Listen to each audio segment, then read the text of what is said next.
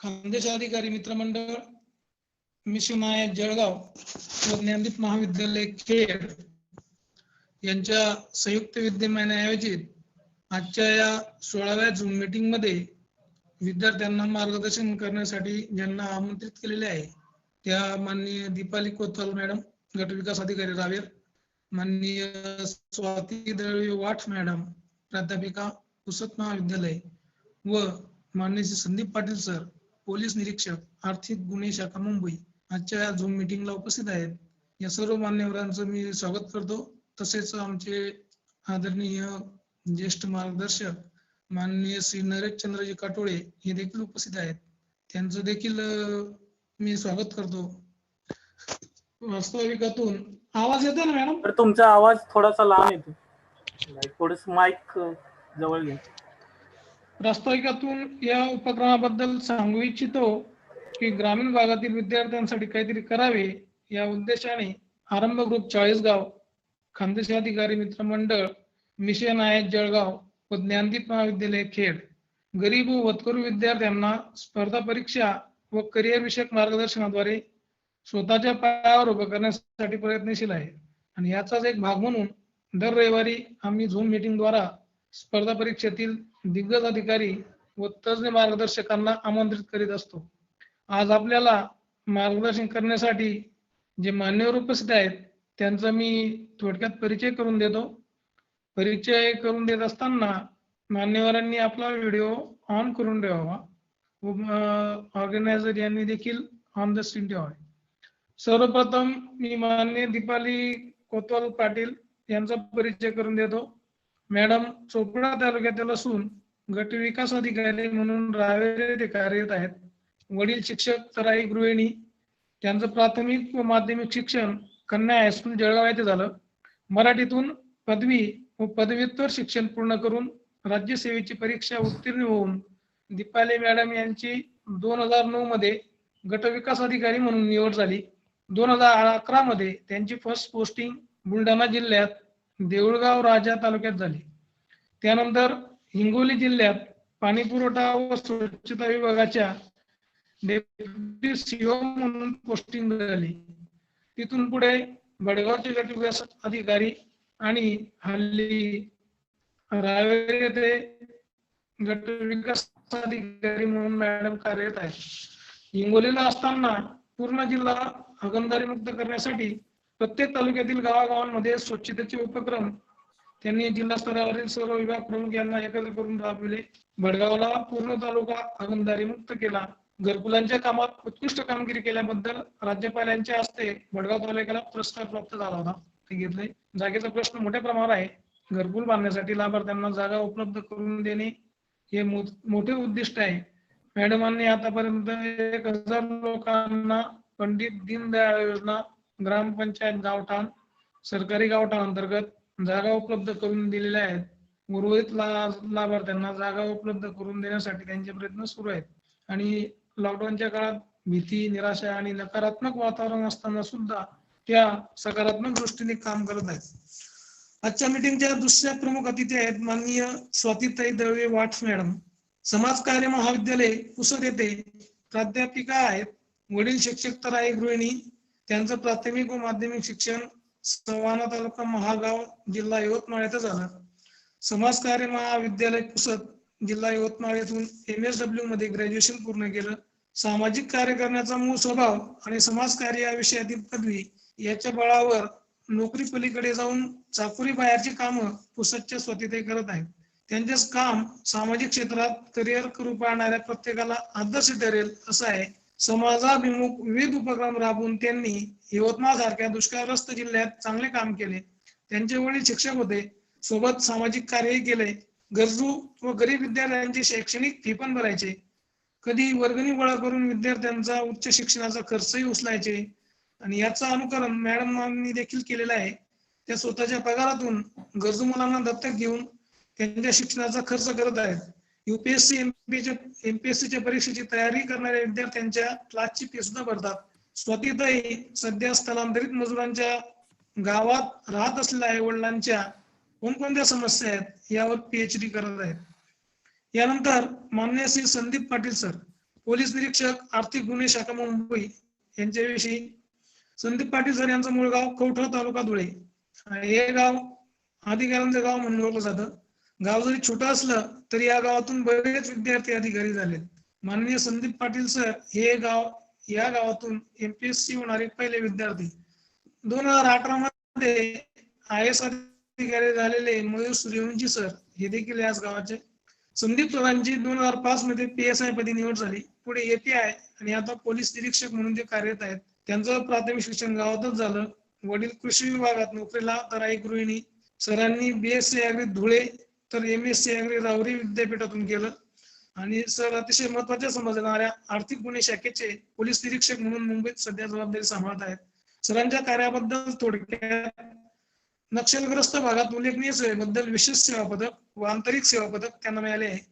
गुन्ह्यातील आरोपींची चांगल्या प्रकारे शोधाबद्दल जवळपास 11 प्रशस्ती पत्रक त्यांना मिळाले आहेत.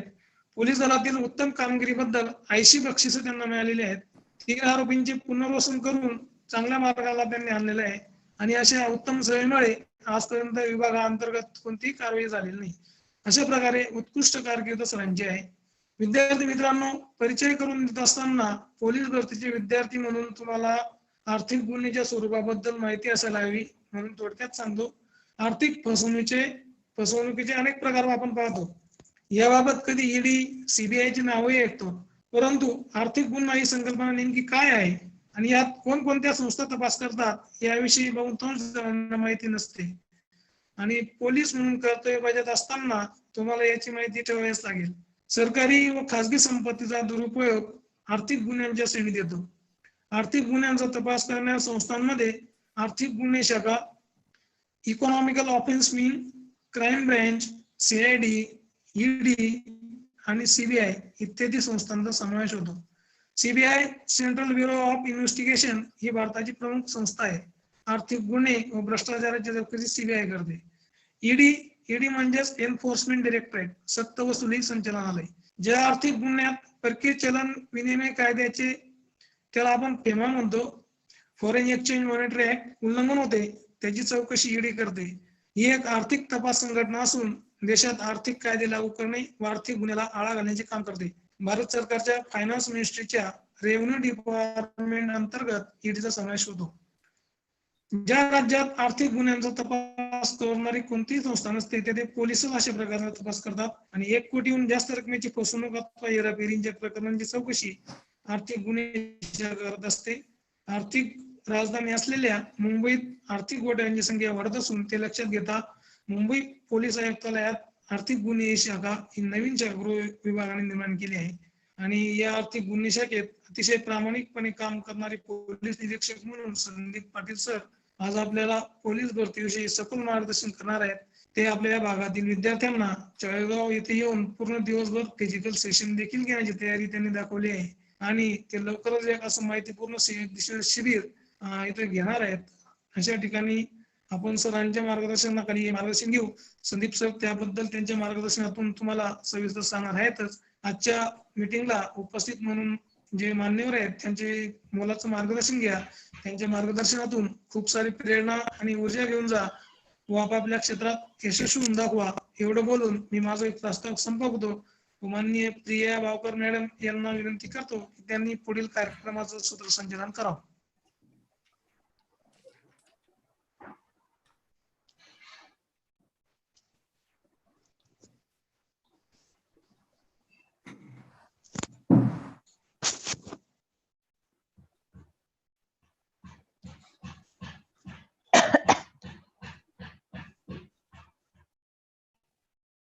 धन्यवाद सर. यानंतर मी आपल्याला जे मार्गदर्शक लाभलेले आहेत त्यापैकी प्राध्यापिका स्वाती वाट मॅडम, असोसिएट प्रोफेसर समाजकार्य महाविद्यालय पुसद, जिल्हा यवतमाळ, यांना विनंती करते की त्यांनी त्यांचं मार्गदर्शन सुरू करावं. मॅडम. नमस्कार सगळ्यांना. आवाज येतोय माझा? हो मॅडम येतोय. नमस्कार. सर्वप्रथम तर स्पर्धा परीक्षेच्या या व्यापक समुद्रामध्ये पोहून तुमचं उद्दिष्ट पार करण्यासाठी तुम्ही करत असलेल्या महान प्रयत्नांसाठी सर्वप्रथम तुम्हाला सर्वांना सलाम करते. आणि तुमच्या सर्वांचं अधिकारी होण्याचं जे स्वप्न आहे ते स्वप्न लवकरात लवकर पूर्ण हो यासाठी सदिच्छा व्यक्त करून माझ्या मनोगताला मी सुरुवात करते. सर्वप्रथम आजच्या या झूम मीटिंगसाठी तुम्हाला मार्गदर्शन करण्यासाठी मार्गदर्शक म्हणून उपस्थित असलेले आदरणीय संदीप पाटील सर आणि आदरणीय दीपाली पाटील मॅडम या माझ्या सहकार्यांचंही या मीटिंगमध्ये मी स्वागत करते. वंदनीय नरेशचंद्र काठोळे सर, ज्यांनी पितृतुल्य मायेने आमच्या विदर्भातील सर्व विद्यार्थ्यांना नव्हे भारतभरातील सर्व विद्यार्थ्यांना IAS होण्याचं 1 रुपयातलं स्वप्न जे आहे ते अगदी त्यांच्या दाराशी आणून ठेवलं आहे. त्यांच्या प्रयत्नासाठीही या ठिकाणी त्यांना वंदन करते. सर आजही या वयात आपल्या आजच्या मीटिंगलाही ते जॉईन आहेत. त्यासोबतच ज्या ज्ञानदीप कॉलेजनी आणि या मित्र परिवाराने हा जो कार्यक्रम आयोजित केला आहे त्या सर्वांनी मला आपल्याशी बोलण्याची संधी व्यक्त करून दिली, त्यासाठी त्यांनाही धन्यवाद देते. मित्रांनो, मला माहिती आहे की अधिकारी होण्याचं जे स्वप्न आपण सगळेजण एकत्र येऊन बघतो आहोत, आम्ही तर हे स्वप्नाचा जो प्रवास आहे हा नक्कीच सोपा नाही आहे तुमच्यासाठीही आणि आमच्यासाठीही. याचं सगळ्यात ताजं उदाहरण जे आहे ते माझ्या घरात आहे. माझे मिस्टर जे आहे म्हणजे सहकारी ते असिस्टंट कमिशनर आहे सोशल वेलफेअर डिपार्टमेंटला आणि 14 वर्ष त्यांना MPSCच्या या सगळ्या तयारीला आणि पद मिळवण्यासाठीची त्यांची धडपड जी आहे ती मी अतिशय जवळून पाहिली आहे. आणि त्यानंतर जे आहे ते स्पर्धा परीक्षेच्या क्षेत्रातील अनेक विद्यार्थ्यांना दत्तक घेऊन त्यांच्यासाठी जे आहे ते मदतीचे द्वार जे आहे ते खुले करण्यासाठी मी गेली 20 वर्ष अविरत प्रयत्न करते आहे आणि या 20 वर्षामध्ये अनेकांचा प्रवास जो आहे तो मी अतिशय जवळून पाहिला आहे. आणि म्हणून तुमच्या सगळ्यांशी संवाद साधताना जरी मी MPSCची परीक्षा आजपर्यंत एकदाही दिली नाही, तरी तुमच्या सगळ्यांच्या निमित्ताने मी प्रत्येक परीक्षेला विद्यार्थी म्हणून तुमच्या जागेवर बसली आहे आणि तुमच्या मनामध्ये काय चाललं आहे हे एक समुपदेशक म्हणून, तुमचा सहप्रवासी म्हणून मी अतिशय जवळून जे आहे ते अभ्यासलं आहे. आणि ह्याच माध्यमातून जे आहे ते तुमच्याशी संवाद साधण्याची, तुमच्याशी 4 शब्द तुम्हाला मोटिवेट करण्यासाठीची जबाबदारी सरांनी माझ्याकडे आज सोपवली आहे. मोटिवेट करणं म्हणजे नक्की काय? माझ्यासारख्यांनी तुम्हाला मोटिवेट करण्याची खरंच गरज आहे का? खरं म्हणजे तुमच्या सगळ्यांचा जो प्रवास आहे, हा प्रवास मला माहिती आहे मित्रांनो, की जोपर्यंत आपण पोहत असतो, तोपर्यंत सगळेजण आपल्याला बऱ्याचदा हसत असतात, बऱ्याचदा आपल्याशी तुलना करत असतात किंवा बऱ्याचदा आपल्या पोहण्यावर त्यांचा आक्षेप असतो. पण एकदा का आपण पोहून पलीकडच्या टोकावर गेलो आणि त्या ठिकाणी जाऊन आपण विजयाचा व्ही वर केला, की मग मात्र आपण प्रत्येक जण काय होत असतो, पेपरची न्यूज होत असतो, फेसबुकवरच्या पोस्ट होत असतो. अनेकांसाठी गुलाल, हार, तुरे, पेढे याच्यासाठीचा महत्वाचा विषय आपण सगळेजण होणार असतो. पण ते स्वप्न जे ह्या रूपाने सत्यात येणार आहे, यासाठी लागणाऱ्या परिश्रमाचा, यासाठी लागणाऱ्या प्रवासाचा सगळ्यात मोठा भाग हाच आहे, की तुम्ही या प्रवासामध्ये तुमचा संयम किती टिकवून ठेवता. मी आजकाल अनेकदा बघते आहे, सध्याची जी परिस्थिती जी अस्थिर बनली आहे आपल्या स्पर्धा परीक्षेच्या सगळ्या विद्यार्थ्यांसाठी, आपल्या लेकरांसाठी, ती अशी आहे की परीक्षा होणार की नाही, होणार तर कधी होणार, जागा निघणार तर किती निघणार आणि ह्या सगळ्या गोष्टी. म्हणजे रोज आपण पेपरला हे सगळं बघतोय, आपल्या सगळ्या प्रवासाचा, आपल्या स्वप्नांचा राजकीय भांडवल होताना आपण बघतोय आणि या राजकीय भांडवलामध्ये तुमच्या आमच्या मनोबलाचं खच्चीकरण होऊ नये. मला वाटतं यासाठी आजची ही झूम मीटिंग जी आहे ती खऱ्या अर्थानं महत्वाची असणार आहे. मित्रांनो, मला सांगा की एक स्वप्न आपण ग्रामीण भागातून आलेलं, मला वाटतं की या ठिकाणी संदीप पाटील सर आहे, तेही एखाद्या छोट्याशा गावातून पर्यंत मुंबईपर्यंत PI होण्याचा त्यांचा प्रवास असेल आणि निश्चित त्यांनी जो हा प्रवास केला आहे, म्हणजे त्यांच्या गावातून असे एक छोटेसे 2-4 लोक असतील की ते पोलीस भरतीसाठी धावत असतील आणि लोक सगळे हसत असतील, हा माहिती आहे किती परीक्षेत पास होणार आहे.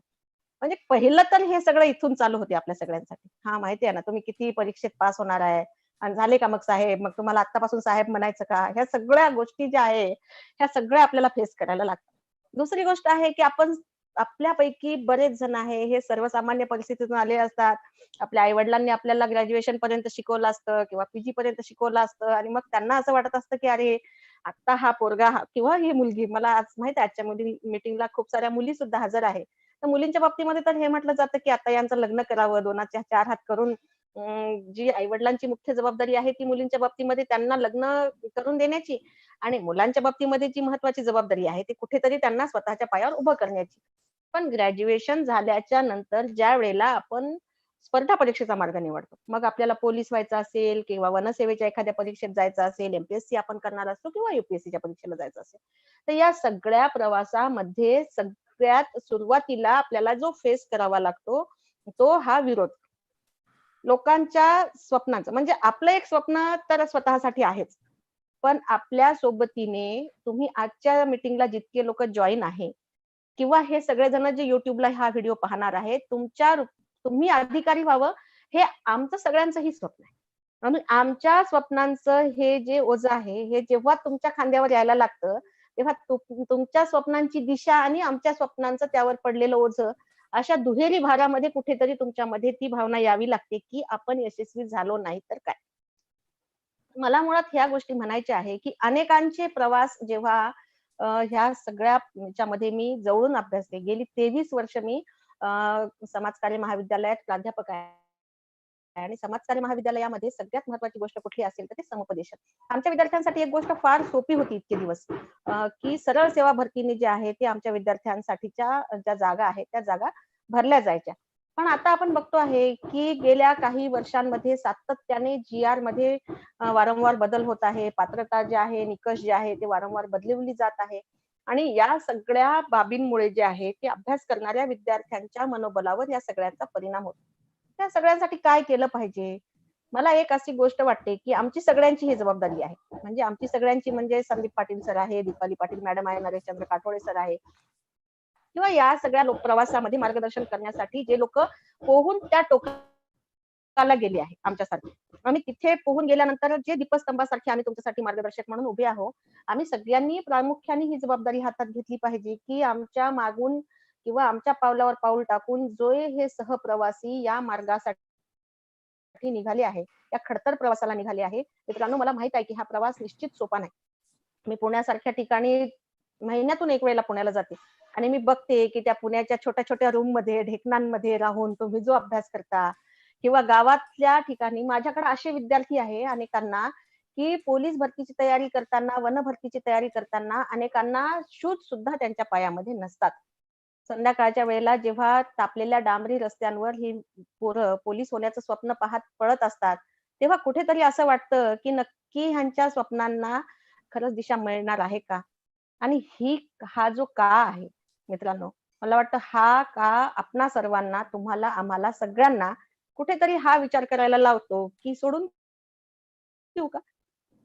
आणि हा सोडून देऊ का नावाचा जो शब्द येतो, तिथे खऱ्या अर्थाने मला वाटतं, की पहिला पराभव व्हायला तुम्हाला सुरुवात होते. जे नाही सोडलेले लोक आहे ना, ते सगळे बघा इथे हे बॅनर तुम्हाला एक मध्ये दिसते आहे माझ्या नावाच्या आणि याच्या. इथे सर युनिफॉर्मवर दिसतात आहे. किती अभिमान वाटतो त्यांचा फोटो पाहताना. मला एक खूप छान सवय आहे. माझ्याकडे आजही म्हणजे माझ्या मिस्टरांचं सिलेक्शन होऊन 14 वर्ष झाली तरी आजही माझ्याकडे काही पुस्तकं स्पर्धा परीक्षेची मासिकं जी आहे ती दर महिन्याला पोस्टाने येतात. आणि त्याच्यामधल्या सक्सेस स्टोरी वाचताना आजही मला फार भरून येतं. मला त्या सगळ्यांमध्ये माझा स्वप्नाचा प्रवास दिसतो. मला त्या सगळ्यांमध्ये माझ्या नवऱ्याचा स्वप्नांचा प्रवास दिसतो. मला त्या सगळ्यांमध्ये संदीप पाटील सर दिसतात. मला त्या सगळ्यांमध्ये दीपाली पाटील मॅडम दिसतात किंवा मला त्या सगळ्यांमध्ये दिसतात ती स्वप्न जी कधीतरी माझ्या लेकरांसाठी पाहिली होती. माझा एक विद्यार्थी आहे, असिस्टंट कमिशनर सेल टॅक्स मुंबईला, ज्याचं लग्न आत्ताच प्रवीण पवार सरांनी जुळवलं आणि तो जो आहे तो युपीएससीच्या इंटरव्ह्यूला आतापर्यंत 2 वेळेला गेला. इंटरव्ह्यू पर्यंत युपीएससीच्या जाण्याचा प्रवास गेली 7 वर्ष मी त्याच्या सोबतीने अनुभवते आहे. आणि त्या सगळ्या प्रवासामध्ये त्याच्या सोबत पोहताना, ऍक्च्युअली मैदानात पोहताना ते एक वाक्य म्हटलं जातं की नाही बोर्नव्हिटाची ऍड करताना, की तुमच्या मुलांना तेव्हाच त्या स्पर्धेचं महत्व कळेल की तुम्ही तुमच्या मुलांसोबत पडाल. तर मला एक गोष्ट सातत्याने असं वाटतं, म्हणजे हे जाणवलं आहे, की ह्या प्रवासामध्ये निघालेली जी मुलं आहे, ह्यांना जे एकटेपणाचा जो हे आहे, की आपण एकटेच पोहतोय का? त्यांच्यासोबत सहप्रवासी होऊन पोहताना जी आहे ती ताकद, तो धीर जो आहे तो देण्याचं जे काम आहे ते आपण सगळेजण चांगल्या पद्धतीने करू शकतो.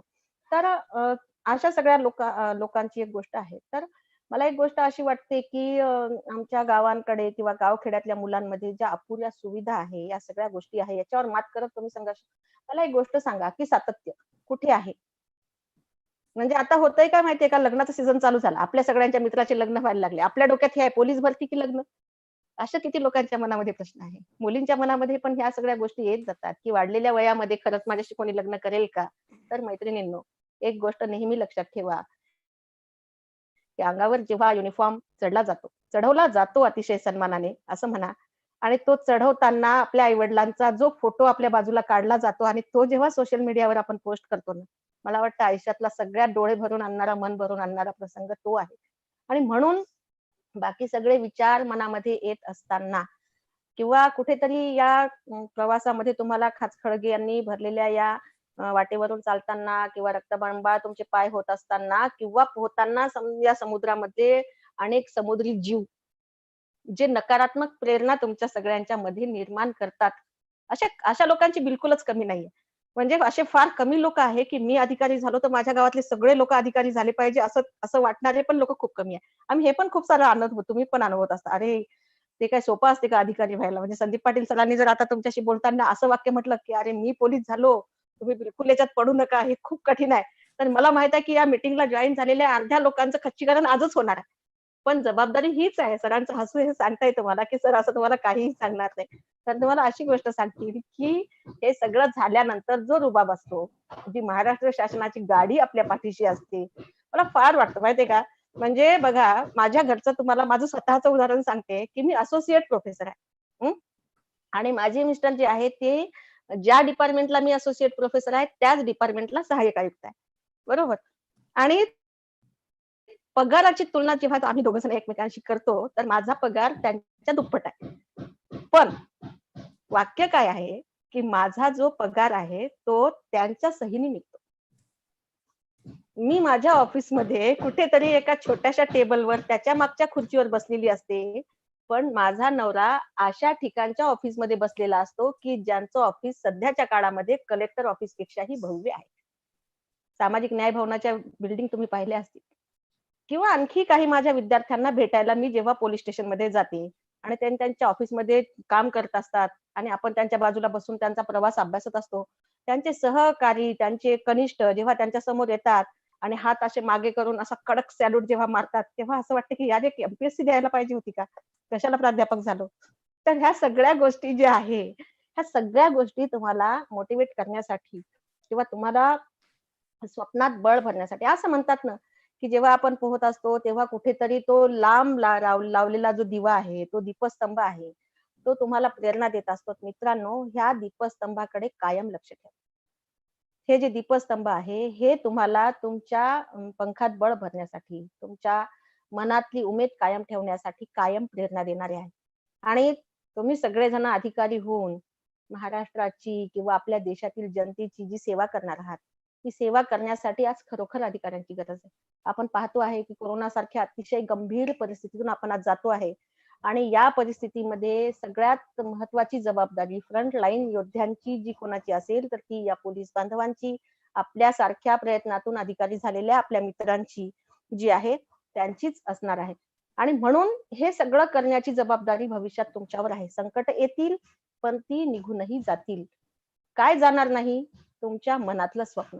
मित्रांनो, कुठेही खच्चीकरण करून मध्ये कुठेतरी हा प्रवास जर तुम्ही सोडला ना, तर आयुष्यभर ही पश्चात्तापाची भावना जशी माझ्या मनात आहे, तशी तुमच्या मनातही कायम राहणार आहे, की पगाराची नोकरी कितीही मोठ्या मिळू शकते किंवा व्यवसायात तुम्ही अधिकाऱ्यापेक्षा खूप जास्त यश करून मोठं होऊ शकता, कदाचित खूप मोठे राजकारणी होऊ शकता. पण जो सन्मान, जी काम करण्याची संधी किंवा जो रुतबा, जी अदब तुम्हाला या स्वप्नाने मिळणार आहे, ती आयुष्यात दुसऱ्या कशानेही मिळणारी नाही. तर मला माहिती आहे, की सरांनी मला फक्त 15 मिनिटाचा वेळ दिलेला आहे. आपल्याला संदीप पाटील सरांना ऐकायचं आहे आणि मी तर असं म्हणेल, की प्रत्येक सगळ्या तुमच्या Zoom मीटिंगला तुम्हाला मोटिव्हेशन करण्यासाठी मला संधी सरांनी द्यावी. पण आज आपण संदीप पाटील सरांना ऐकूया. तुम्हाला सगळ्यांना तुमच्या या अधिकारी होण्याच्या स्वप्नासाठी मी मनःपूर्वक शुभेच्छा देते. धन्यवाद. धन्यवाद स्वाती मॅडम. तुम्ही जे काही अनुभव शेअर केले आमच्यासोबत, जवळून तुम्ही जो पाहिलेला स्पर्धा परीक्षेतील विद्यार्थी आणि त्यासोबत त्याला घडवीत असताना तुमचे आलेले अनुभव आमच्यासोबत शेअर केलेत, त्याबद्दल तुमचे धन्यवाद. यानंतर आपल्याला दुसरे मार्गदर्शक म्हणून लाभलेले माननीय दीपाली पाटील मॅडम, गटविकास अधिकारी रावेर, यांना मी विनंती करते की त्यांनी त्यांचे मार्गदर्शन सुरू करावे. नमस्कार. आवाज येतोय माझा सगळ्यांना? हो मॅडम. ओके. आज प्रवीण पवार सरांनी मला आजच्या या कार्यक्रमासाठी मार्गदर्शनासाठी संधी दिली त्याबद्दल मी त्यांची आभारी आहे. खरं तर सध्या लॉकडाऊन सारख्या कालावधीमध्ये अशी सुवर्ण संधी विद्यार्थ्यांना मिळते. तर हे खरंच कौतुकास्पद त्यांचा उपक्रम आहे. आजच्या या कार्यक्रमासाठी प्रमुख उपस्थित माननीय प्राध्यापक स्वाती वाट, असोसिएट प्रोफेसर, माननीय श्री संदीप पाटील सर, या माझ्या सहकाऱ्यांचे मी याच्यात स्वागत करते आणि माझ्या या मार्गदर्शन ऐकण्यासाठी उपस्थित असलेल्या माझ्या सर्व स्पर्धा परीक्षा देऊ इच्छिणाऱ्या सर्व मित्रमैत्रिणींचे मी या ठिकाणी स्वागत करते. सर्वप्रथम सगळ्यांना उत्सुकता असते की तुम्ही अधिकारी झाला आहात तर तुमचा प्रवास कसा होता, तर हे जाणून घ्यायची सगळ्यांनाच इच्छा असते. तर मी एक थोडक्यात माझा प्रवास सांगते. माझी 10वीला मला चांगले टक्के होते. साधारण ट्रेंड असा असतो की 10वीला जर कधी विद्यार्थ्यांना चांगले टक्के पडले की सरळ सायन्स घ्यायचं. परंतु माझे वडील शिक्षक होते आणि मला देखील कलेची आवड होती. विषय मराठीची आवड होती. तर मी तिथे सायन्सकडे न वळता मी कला शाखेला प्राधान्य दिलं आणि कला शाखेनंतर माझे वडील शिक्षक असल्यामुळे साधारण एक मध्यमवर्गीय घराचा एक ट्रेंड असतो की मी शिक्षक आहे. माझ्या मुलीला सुद्धा जर कधी लवकर जॉब लागायचा असेल तर तिनेही शिक्षक झालं तर सगळ्यात सेफ्टी जॉब आज तो मानला जातो. तर माझ्या घरातही तसंच झालं अगदी. माझी इंजिनियर होण्याची खूप इच्छा होती. पण मग वडिलांच्या इच्छेमुळे मी त्याच्याकडे वळली नाही. डी-एड केलं आणि डी-एड होत असतानाच एकदा पप्पांचे मित्र आहे शशिकांत हिगोणेकर, आपल्याकडे ते माध्यमिक आणि प्राथमिक शिक्षण अधिकारी देखील राहिलेले आहेत. तर ते आले होते आणि मग त्यांनी मला सहज सुचवलं की तू डी-एड तर करते आहे, पण मग त्याच्यानंतर तू डी-एड नंतर जर परत ग्रॅज्युएशन केलं तर त्यात तुझा वेळ जाईल. तर त्यापेक्षा तू डी-एड चालू असतानाच ग्रॅज्युएशन कर. तर मी त्या पद्धतीने डी-एड चालू असताना ग्रॅज्युएशन पूर्ण केलं आणि तोपर्यंत मला स्पर्धा परीक्षा द्यायची आहे वगैरे असं काही डोक्यात नव्हतं. पण मग अचानक एक दिवस परत माझे वडील शिक्षक आहे आणि खानदेशातील एक मोठे कवी सुद्धा आहेत अशोक कोतवाल. तर त्यांचा मित्रपरिवार देखील तेवढाच मोठा होता. तर एकदा सहज आमच्या घरी श्रीकांत देशमुख आलेत. श्रीकांत देशमुख हे आपल्या जळगाव जिल्ह्यात त्यावेळी डी-डी-आर होते. तर 2007-8 मध्ये ते आमच्या घरी आले आणि त्यांनी सहज चौकशी केली, मुलगी काय करते वगैरे. त्यांना त्यांची आणि माझी चर्चा झाली. मग त्यावेळेस त्यांनी माझ्या वडिलांना सांगितलं, की "या मुलीमध्ये मला काहीतरी गट्स दिसतायत. तू हिला स्पर्धा परीक्षेला टाक. अभ्यास करायला सुरुवात करायला लाव." त्यावेळेस वडिलांनी एवढं काही सिरियसली घेतलं नाही. पण मी मात्र ते फार मनावर घेतलं, की अरे आपल्याला इंजिनिअर तर होता आलं नाही, पण कुठेतरी आपल्याला एक संधी आहे, तर आपण या संधीचा फायदा घ्यावा. तर आपल्या जळगावमध्ये दीपस्तंभ क्लास आहे. त्या ठिकाणी मी जॉइन केलं आणि अभ्यासाला सुरुवात केली. योगायोगच म्हणावं लागेल, की 2009 मध्ये मी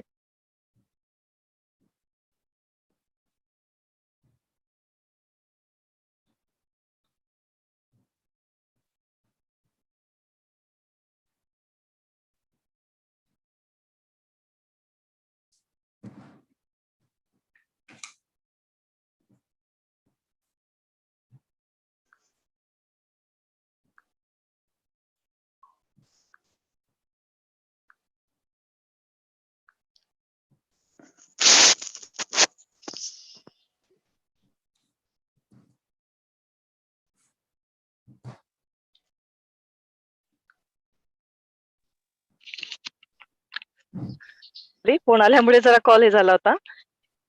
तर प्रत्येकाच्या आयुष्यामध्ये असे वेगवेगळे अनुभव येत असतात. मला देखील एक दिशा मिळाली आणि त्याच्यामुळे मी आज इथपर्यंत येऊन पोहोचले.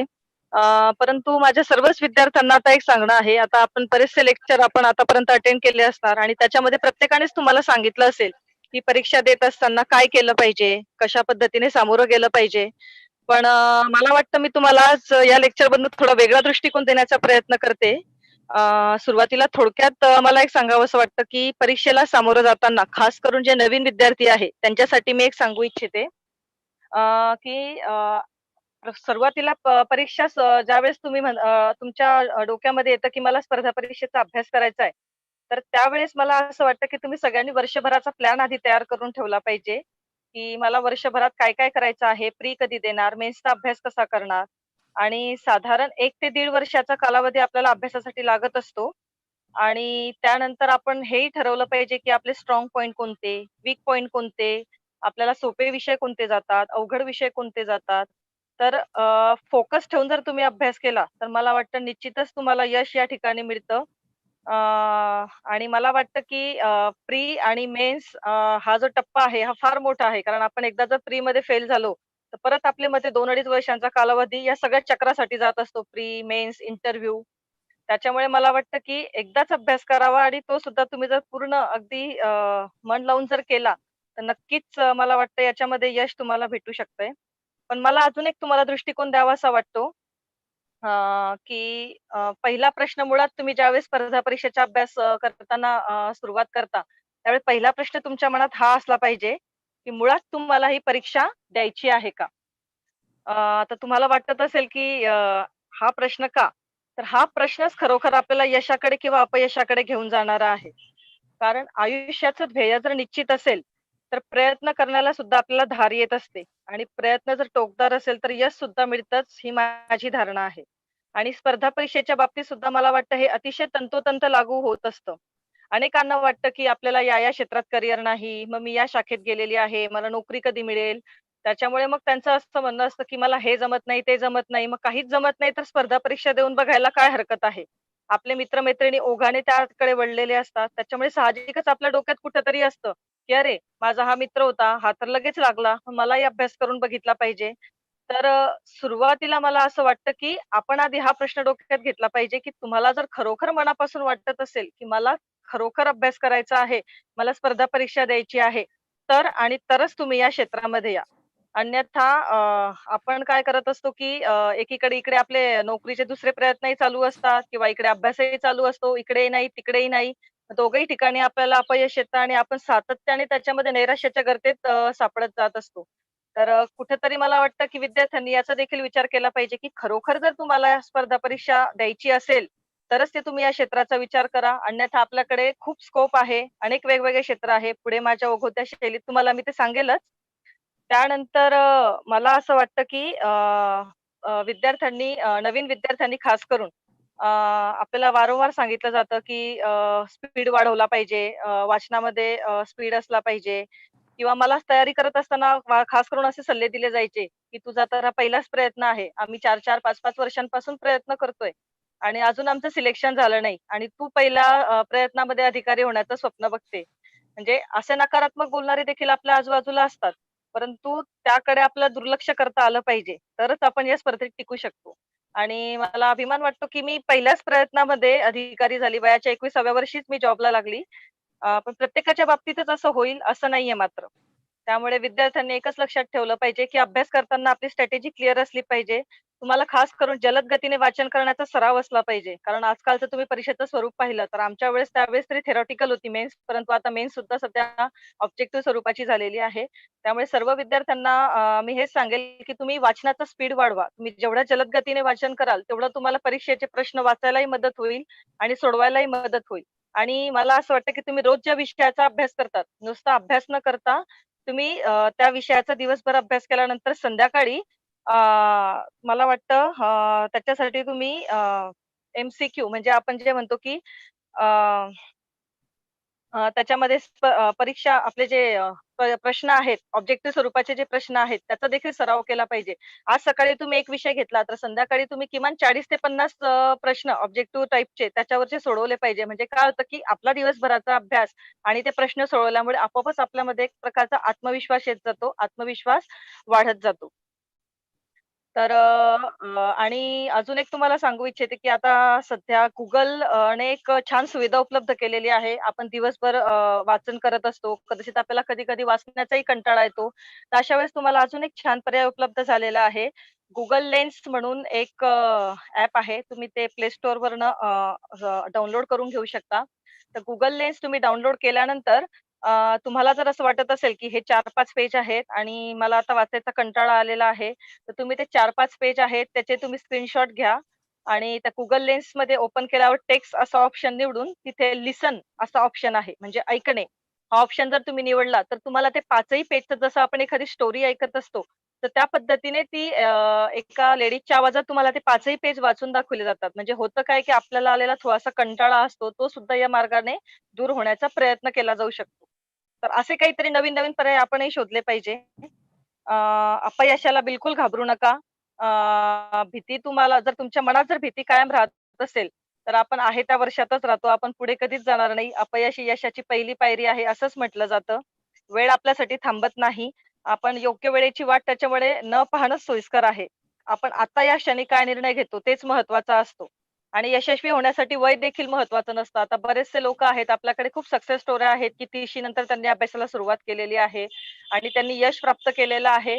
त्याच्यामुळे तुम्हाला आजूबाजूला सातत्याने प्रश्न विचारले जात असतात. इतकं वय झालेलं आहे. अजूनही तू एम-पी-एस-सीच करतोय का? काही-काही खिल्लीच्या स्वरूपात आपल्याला विचारलं जातं. परंतु त्याच्याने विचलित होऊ नका. तुमचं ध्येय जर पक्कं असेल, तर मग मात्र तुम्हाला विचलित होण्याची गरज नाही. परंतु अजून एक मला एक वेगळ्या दृष्टिकोनाने तुम्हाला विचार करायला सांगावसं वाटतं, की आपण तर अभ्यास करतच असतो, परंतु कधी थांबायचं हे देखील आपण विचार केला पाहिजे. तर तुम्हाला मी निगेटिव्ह करते आहे असं त्याच्यातनं अर्थ घेऊ नका. परंतु कुठेतरी एक आहे. आता आजकालचं जर वातावरण पाहिलं, तर आजकालच्या ज्या वेगवेगळ्या घटना ऐकण्यात येत आहेत, तर त्याच्यामुळे तुम्हाला हा देखील एक दृष्टिकोन मला द्यावासा वाटतो. कारण तयारी कशी करावी, काय अभ्यास करावा, काय रेफरन्स बुक वापरावीत, हे तुम्हाला इतर लेक्चर्समध्ये सांगितलंच असेल. परंतु मला या माध्यमातून तुम्हाला नवीन दृष्टिकोन द्यावासा वाटला. तर कधी थांबायचं? तर हा ज्याचा त्याचा वैयक्तिक प्रश्न आहे शेवटी. आणि प्रत्येकाने ह्या प्रश्नाचं उत्तर देखील आपापलंच ठरवणं मला योग्य असं वाटतं. कारण आपण सतत 5-6 वेळा प्रयत्न केलेले आहे. 5-6 वेळाही आपल्याला अपयशच येत आहे आणि अपयश येत असताना हळू आपण नैराश्याच्या गर्तेत सापडायला लागतो. मग हळू आपल्याला वाटतं, की अरे माझं तर फक्त पोस्ट ग्रॅज्युएशन आहे किंवा ग्रॅज्युएशनच झालेलं आहे. मग मी नोकरीचा पर्यायच विचार केला नाही. मग आता जर मी एम-पी-एस-सी सोडवली तर लोक काय म्हणतील? लोक मला हसतील का? लोक माझी खिल्ली उडवतील का? आपण या विचारांनी इतके हैराण होऊन जातो, की आपल्याला कधीतरी आपल्या डोक्यात आलेलं असतं, की "अरे आता बस झालं. हे थांबवलं पाहिजे आणि आता मी काहीतरी नवीन मार्ग शोधला पाहिजे." परंतु आपण लोक काय म्हणतील याचा जास्त विचार करतो आणि आपल्या मनाचं आपण ऐकत नाही आणि अभ्यास रेटत जातो पुढे. तर मला वाटतं, की हे आपण कुठेतरी आता थांबवायला हवं. तुम्ही थोडंसं चाकोरी ओलांडून आता त्याचा प्रयत्न केला पाहिजे किंवा आपल्या मनाची तयारी असली पाहिजे, की हो, मी माझे 100% पूर्ण प्रयत्न केले. प्रत्येकच व्यक्ती काही अधिकारी होऊ शकत नाही. पण हो, मी ज्या क्षेत्रात जाईल त्या क्षेत्रात मी सर्वोच्च स्थानी जाईल. हा विचार जर तुम्ही तुमच्या अंगी ठेवला आणि लोक काय म्हणतील याला न घाबरता तुम्ही जर कधी ध्येयाने जर कधी तुम्ही जे ठरवलं आहे ते जर पार पाडलं, तर मला वाटतं नक्कीच कुठेतरी यात तुम्हाला मदत होणार आहे निराशेतून बाहेर पडण्याची. अ, कारण मला हे एवढ्यासाठी तुम्हाला म्हणावसं वाटलं, की आजकालचं जर तुम्ही वातावरण पाहिलं, तर शहरी, निमशहरी भागापासून तर अगदी ग्रामीण भागापर्यंत आत्तापर्यंत शिकत असणाऱ्या किंवा शिकून झालेल्या विद्यार्थ्यांसमोर स्पर्धा परीक्षा पास झालेल्या अधिकाऱ्यांची मोठ्या प्रमाणात भाषणं घडवून आणली जात आहेत. ते चुकीचं आहे असं मी म्हणणार नाही मुळात. परंतु मुळात अशी मोठमोठी भाषणं विद्यार्थ्यांसमोर आयोजित केली जातात. त्यांना पार स्वप्न दाखवली जातात. म्हणजे ते स्वप्न इतपत भयावह असतात, की विद्यार्थी स्वतःला त्या जागेवर इमॅजिन करायला लागतो, की अरे, त्याने जर असं करून दाखवलं तर माझ्यात पण आहे, मी पण करूच शकतोय. म्हणजे तो इतका त्याच्यामध्ये वाहून गेलेला असतो तो विद्यार्थी, की तो दुसरा कसलाच विचार करत नाही तर किंवा दुसरा पर्याय देखील त्याला दिसत नाही. त्याचं असंच मत असतं, की नाही, मला अधिकारी व्हायचंय आणि मी केवळ अधिकारीच होणार. मला आता बाकी काहीच करायचं नाही. आहे ती नोकरी काही-काही सोडून देतात याच्यामध्ये. तर आणि आपण एखादा चित्रपट पाहत असतो किंवा एखादं पुस्तक वाचत असतं, तर नायकाच्या जागी जसं स्वतःला इमॅजिन करायला लागतो, तशी थोडीशी काहीगत याच्यामध्ये होत आहे. तर क्लासेसने मुलांसमोर एक असं चित्र तयार केलेलं आहे, की विद्यार्थ्यांनी क्लास लावला पाहिजे किंवा अभ्यास केला पाहिजे आणि इतकी मोठमोठी स्वप्न दाखवलेली आहे, की आज ग्रामीण भागातला विद्यार्थी सुद्धा असं म्हणतो आहे, की मला अधिकारीच व्हायचं आहे. परंतु मुळात मला असं वाटतं, की आपण आपली पात्रता आणि मर्यादा या ठिकाणी ओळखायला शिकलं पाहिजे. आणि विद्यार्थी सध्या या संसर्गजन्य आपण त्याला संसर्गजन्य रोगच म्हणते, की असे जे काही क्लासेसमधनं जे काही असं मोठमोठं भारावून टाकणारं वातावरण तयार केलं जातं आहे, तर त्या सगळ्यांना आपले विद्यार्थी बळी पडायला लागलेले आहेत. मला हे असंच यासाठी एवढं वाटतं, की स्पर्धा परीक्षा हे काही सर्वस्व नाहीये. अ, आपल्या आजूबाजूला इतकं भारावून टाकणारं वातावरण आहे. परंतु मुळात आपण हे सुद्धा एक लक्षात ठेवलं पाहिजे, की आजकाल विद्यार्थी च्या संख्या आपण जागा जर पाहिल्या एम-पी-एस-सी मार्फत वगैरे निघणाऱ्या, तर 500 जागांसाठी लाखोंनी अर्ज आलेले असतात. मग या लाखोने आलेल्या अर्जांमुळे काय होतं, की लाखोने आलेले अर्ज याच्यामध्ये ही एक स्पर्धा तयार होते. त्याला स्पर्धा न म्हणता जीवघेणी स्पर्धा म्हणावं लागेल. जागा कमी, विद्यार्थ्यांची संख्या जास्त आहे. याच्यामुळे काय होतं, की एक जीवघेणी स्पर्धा होत चाललेली आहे आणि प्रत्येक विद्यार्थ्याला ती जागा मिळवायची असते आणि मग याचा फायदा घेतला जात आहे. की उदाहरणार्थ आता आम्ही क्लासेसला असताना अगदी 10वी-12वीची मुलं यायचे. त्यांना सहज विचारलं, की "अरे कशासाठी आतापासून का?" "नाही, नाही आम्ही फाउंडेशन बॅच लावलेली आहे. आम्ही आतापासून तयारी करू म्हणजे आम्ही ग्रॅज्युएशन झाल्यानंतर आम्ही लगेच अधिकारी बनू. आतापासून आमचा पाया तयार झालेला असेल." म्हणजे इतकं मुलांच्या मनावर बिंबवलं गेलंय, की पालकही अक्षरशः विद्यार्थ्याची इच्छा असो नसो, त्याला सांगताय, की "नाही, नाही तुला अधिकारी व्हायचंय. तुला ही फाउंडेशन बॅच लावून दिलेली आहे. तू इथं गेलंच पाहिजे. तू अभ्यास केला पाहिजे." म्हणजे इतपत मुलांच्या मनावर बिंबवलं जातंय. तर हे कितपत योग्य आहे याचा मला एक सगळ्यांनी विचार करावा असं वाटतोय. परंतु मी सगळ्यांनाच असं सांगेल, की आपण याच्यामधनं खचून जाण्यासारखं काही नाहीये. मी केवळ तुम्हाला एक वास्तवतेचं दर्शन घडवून दिलेलं आहे. आपल्याकडे बऱ्याच अशा घटना घडून गेलेल्या आहेत, की काही विद्यार्थ्यांनी नैराश्यामुळे आत्महत्या केल्या. असं देखील चित्र दिसत आहे. म्हणजे डॉक्टर असून ती व्यक्ती तिच्यामध्ये क्षमता आहे. इतकी उत्कृष्ट क्षमता आहे, चांगलं डॉक्टर घडण्याची क्षमता आहे, एम झालेली आहे. पण केवळ स्पर्धा परीक्षेमध्ये मला पास होता आलं नाही म्हणून आत्महत्या करणं हे योग्य नाही. मला वाटतं प्रत्येकाने दुसरी वाट ही शोधलीच पाहिजे. प्लॅन ए आणि प्लॅन बी. आजकाल सगळेच जण सांगत असतात, की प्लॅन बी तुमचा तयार असला पाहिजे. तर सगळ्यांनी प्लॅन बी हा मला वाटतं तयार असलाच पाहिजे. त्याच्यानंतर मला असं वाटतं, की प्रत्येकामध्ये क्षमता आहे. स्वप्न पाहायला पाहिजे, स्वप्न जगता देखील आली पाहिजे. परंतु मला असं वाटतं, की एकच स्वप्न जर लाखो विद्यार्थी पाहत असतील आणि एकाच मार्गाने जर वाटचाल करत असतील, तर मग ती जीवघेणी स्पर्धेमध्ये विद्यार्थ्यांचा बळी जातो, तो कुठेतरी थांबला पाहिजे. आणि आपल्याकडे मला वाटतं, की खूप सारे उदाहरणं आहेत. आपल्याकडे इतरही क्षेत्रामध्ये खूप चांगले-चांगले विद्यार्थी आहेत.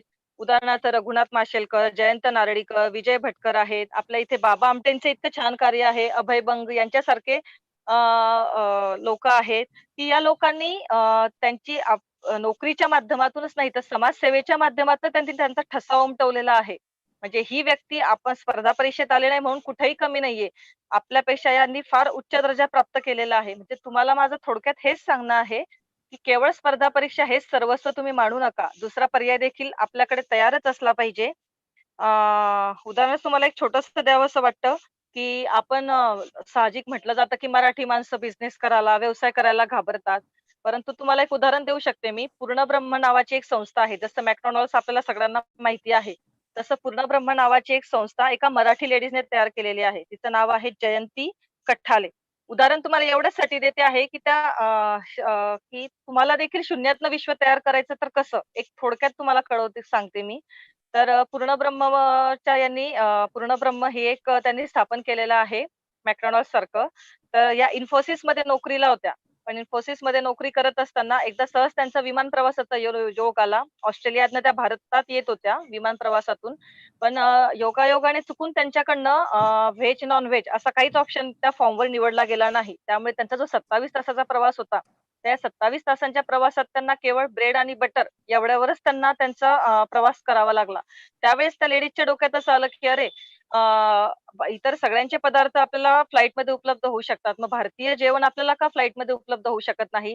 तर त्या केवळ त्या एका वेडाने ग्रासून त्या स्त्रीने इन्फोसिसमधली भरभक्कम पगाराची नोकरी सोडली आणि पूर्णब्रह्म नावाची संस्था बंगलोरमध्ये स्थापन केली. 5,000 स्क्वेअर फूट जागा घेतली. विशेष म्हणजे त्यांचे मिस्टर यांच्याकडनं त्यांनी 6 लाख लोन घेतलं, काही बँकेकडनं लोन घेतलं आणि ती संस्थेचे आज परदेशात देखील त्यांचे McDonald's सारखे मोठमोठ्या हॉटेल्स आहेत. त्यांच्या 5,000 आतापर्यंत स्थापन झालेल्या आहेत. म्हणजे थोडक्यात तुम्हाला उदाहरण द्यायचं कारण हेच आहे, की जर तुम्ही एखादं क्षेत्र निवडलं आणि त्या क्षेत्रात झोकून देऊन जर काम केलं, तर मला नाही वाटत, की तुम्ही कुठं कमी पडू शकताय याच्यामध्ये. तर अभ्यास तर तुम्ही कराच. अभ्यासासाठी तुम्हाला सगळ्यांना माझ्या खूप खूप शुभेच्छा आहेत. परंतु जर अभ्यासामध्ये तुम्हाला अपयश आलं, तर मात्र कृपया अपयशाने खचून जाऊ नका. अपयशाला सामोरं जाण्याची तयारी ठेवा. आपल्याकडे आयुष्यामध्ये खूप सारे मार्ग आहेत. खूप साऱ्या आपल्याकडे संधी आहेत. फक्त आपण त्याच्याकडे त्या दृष्टिकोनातनं पाहत नाही. त्याच्यामुळे आपल्याला त्या ठिकाणी संधी आहे असं जाणवत नाही. तर अशा खूप शाखा आहेत. खूप माणसं आहेत आपल्या आजूबाजूला, की ज्यांच्याकडनं आपल्याला प्रेरणा घेता येईल. तर अशी माणसं शोधा, त्यांच्याकडनं प्रेरणा घ्या आणि यदाकदाचित जर तुम्हाला या परीक्षेमध्ये अपयश आलंच, तर मात्र खचून न जाता तुम्ही देखील यांच्याकडनं प्रेरणा घेऊन काहीतरी स्वतःचं अस्तित्व निर्माण करा. की उद्या उठून जगाने तुम्हाला सलाम केला पाहिजे, असं काहीतरी तुम्हाला देखील नक्कीच घडवता येईल, असं मला वाटतं. तर सर्वच विद्यार्थ्यांना मी अभ्यासासाठी खूप खूप शुभेच्छा देते आणि नक्कीच तुम्ही सर्व अधिकारी व्हाल, अशी मी अपेक्षा व्यक्त करते आणि अधिकारी जरी तुम्ही झाले नाही, तर एक छान व्यक्ती म्हणून तुम्ही समाजामध्ये उच्च पदस्थ म्हणून किंवा एक समाधानी असं म्हणते मी, की एक उच्चपदस्थ, एक छानसं माणुसकी जोपासलेलं व्यक्तिमत्व तुमचं तयार झालं, तरी तुम्ही आयुष्यात खूप काही मिळवलं, असं मला वाटतं. तर सगळ्यांना शुभेच्छा आणि प्रवीण पवार सरांनी मला या ठिकाणी आपल्याला सगळ्यांना मार्गदर्शन देण्याची संधी दिली, त्याबद्दल देखील मी त्यांचे खूप खूप आभार मानते. धन्यवाद. धन्यवाद मॅडम. माननीय दीपाली मॅडम यांनी आपल्याला त्यांचा असणारा प्रवास, परीक्षेला सामोरे जात असताना प्रत्येक विद्यार्थ्याने घ्यावयाची काळजी, त्यांच्यामधले असणारे स्ट्रॉंग पॉइंट, वीक पॉइंट कशा पद्धतीने शोधले पाहिजेत आणि तुमचं जर स्वप्न पूर्ण करायचं असेल तर त्यासाठी नकारात्मक गोष्टींकडे दुर्लक्ष करून अपयशाला न घाबरून आपण सतत प्रयत्न करत राहिलं पाहिजे. हे अतिशय चांगल्या शब्दामध्ये त्यांनी आपल्याला स्पष्ट केलं आहे. मॅडम धन्यवाद. यानंतर आपल्याला तिसरे मार्गदर्शक म्हणून लाभलेले माननीय संदीप पाटील सर, पोलीस निरीक्षक आर्थिक गुन्हे शाखा मुंबई. सरांना मी विनंती करते की त्यांनी मार्गदर्शन सुरू करावा. सर्वप्रथम मी सर्व समन्वयक जे आहेत, Rajendra sir, Praveen Pawar sir, Umesh Kumar sir यांचं मी आभार मानतो. मला खानदेशमध्ये संधी दिली तुम्ही बोलण्याची आणि महाराष्ट्रासाठी पण व्यासपीठ उपलब्ध करून दिलं. अगोदर स्वातीताईने आपल्याला सांगितलं की एक मोटिवेशन कशासाठी असावं, जिद्द कशासाठी असावी. जिद्द ही स्वतःसाठी असावी, तर मी अगोदरच सांगितलं. दीपालीने ताईने सांगितलं की स्टॉप कुठे करायचं हेही महत्वाचं आहे.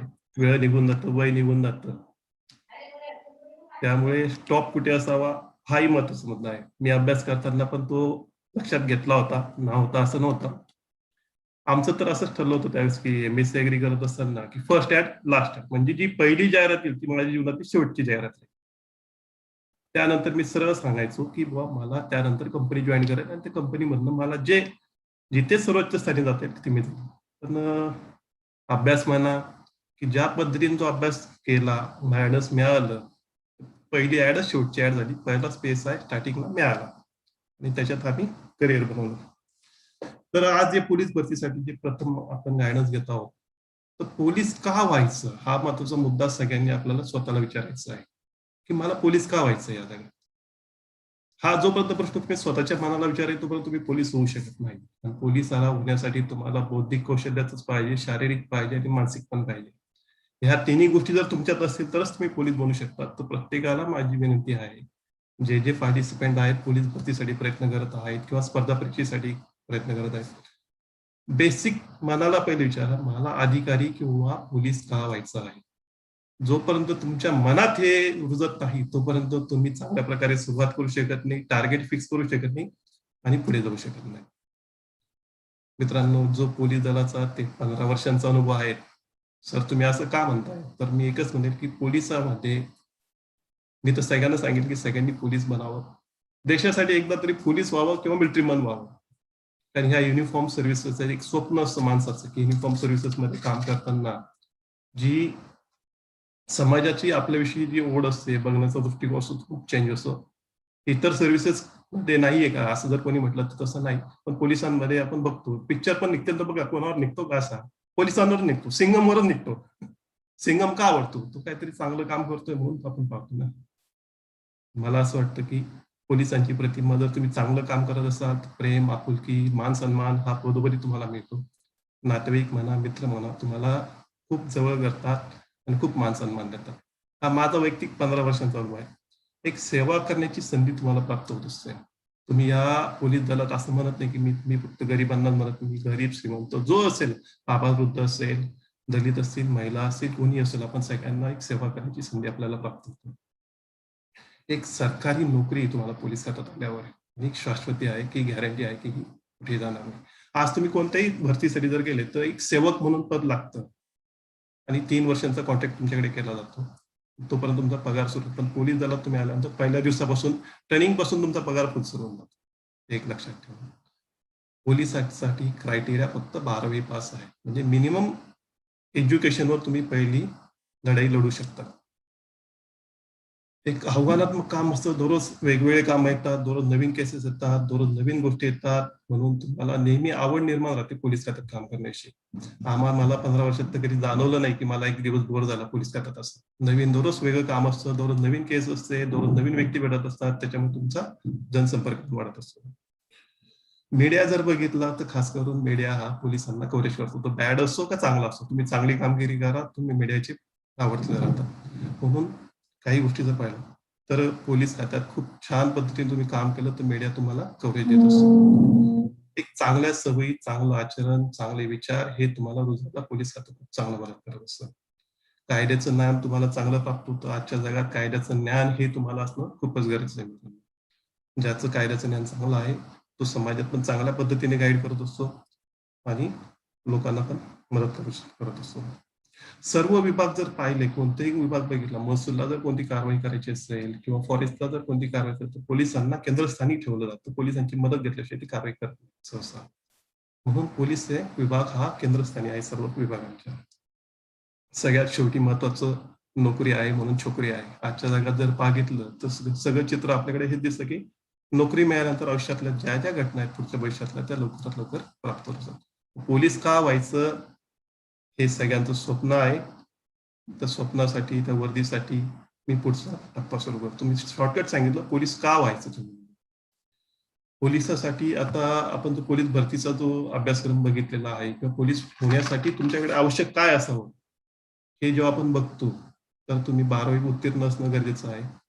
मिनिमम त्यांनी क्रायटेरिया ठेवला की 12वी तुम्ही उत्तीर्ण असावं. वयोमर्यादा त्यांनी ठेवलेली आहे की 18 ते 30 म्हणजे कास्टसाठी आणि 18 ते 25 ओपनसाठी. वयोमर्यादा पण फिक्स आहे म्हणजे तुम्हाला वेळेतच याच्यात करायचं नाही तर तुमच्याकडे जसं स्वाती त्याने सगळे प्लॅन बी तयार करता येतो तुम्हाला आयुष्याचा, तुम्ही प्लॅन बी तयार करू शकतात कधी. उंची तुम्हाला नेसेसरी आहे, पुरुषांसाठी आहे 165 सेंटीमीटर. त्यांना छातीची गरज आहे 79 आणि न फुगवता 79 आणि फुगवता 85. बऱ्याच विद्यार्थ्यांना आम्ही ग्राउंडवर बघतो की हाईट त्यांची बरोबर असते 165च्या वरती असते परंतु त्यांना छाती फुगवता येत नाही.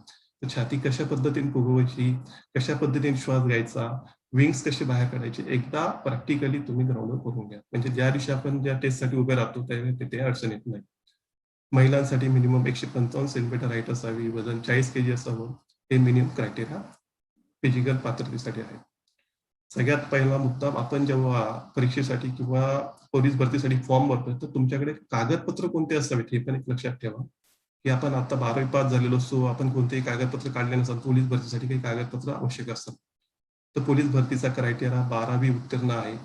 तर त्यासाठी सगळ्यात प्रथम तुम्ही 10वी 12वीची मार्कशीट तुमच्या जवळ असावे. बोर्ड सर्टिफिकेट जे मिळतात बोर्डाकडून ते प्राप्त करून घ्या. महाराष्ट्राचा रहिवासीचा दाखला म्हणजे आपण जे म्हणतो डोमिसाइल सर्टिफिकेट हे तुम्ही पण आवश्यक काढून ठेवा मित्रांनो.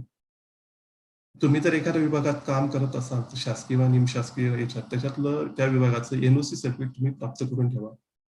तुम्ही एखाद्या तुमच्याकडे शाळा सोडल्याचा दाखला जर नसेल तर समजा एखाद्या कॉलेजला ऍडमिशन दिलं तिथलं बोनाफाईड सर्टिफिकेट प्राप्त करून घ्या.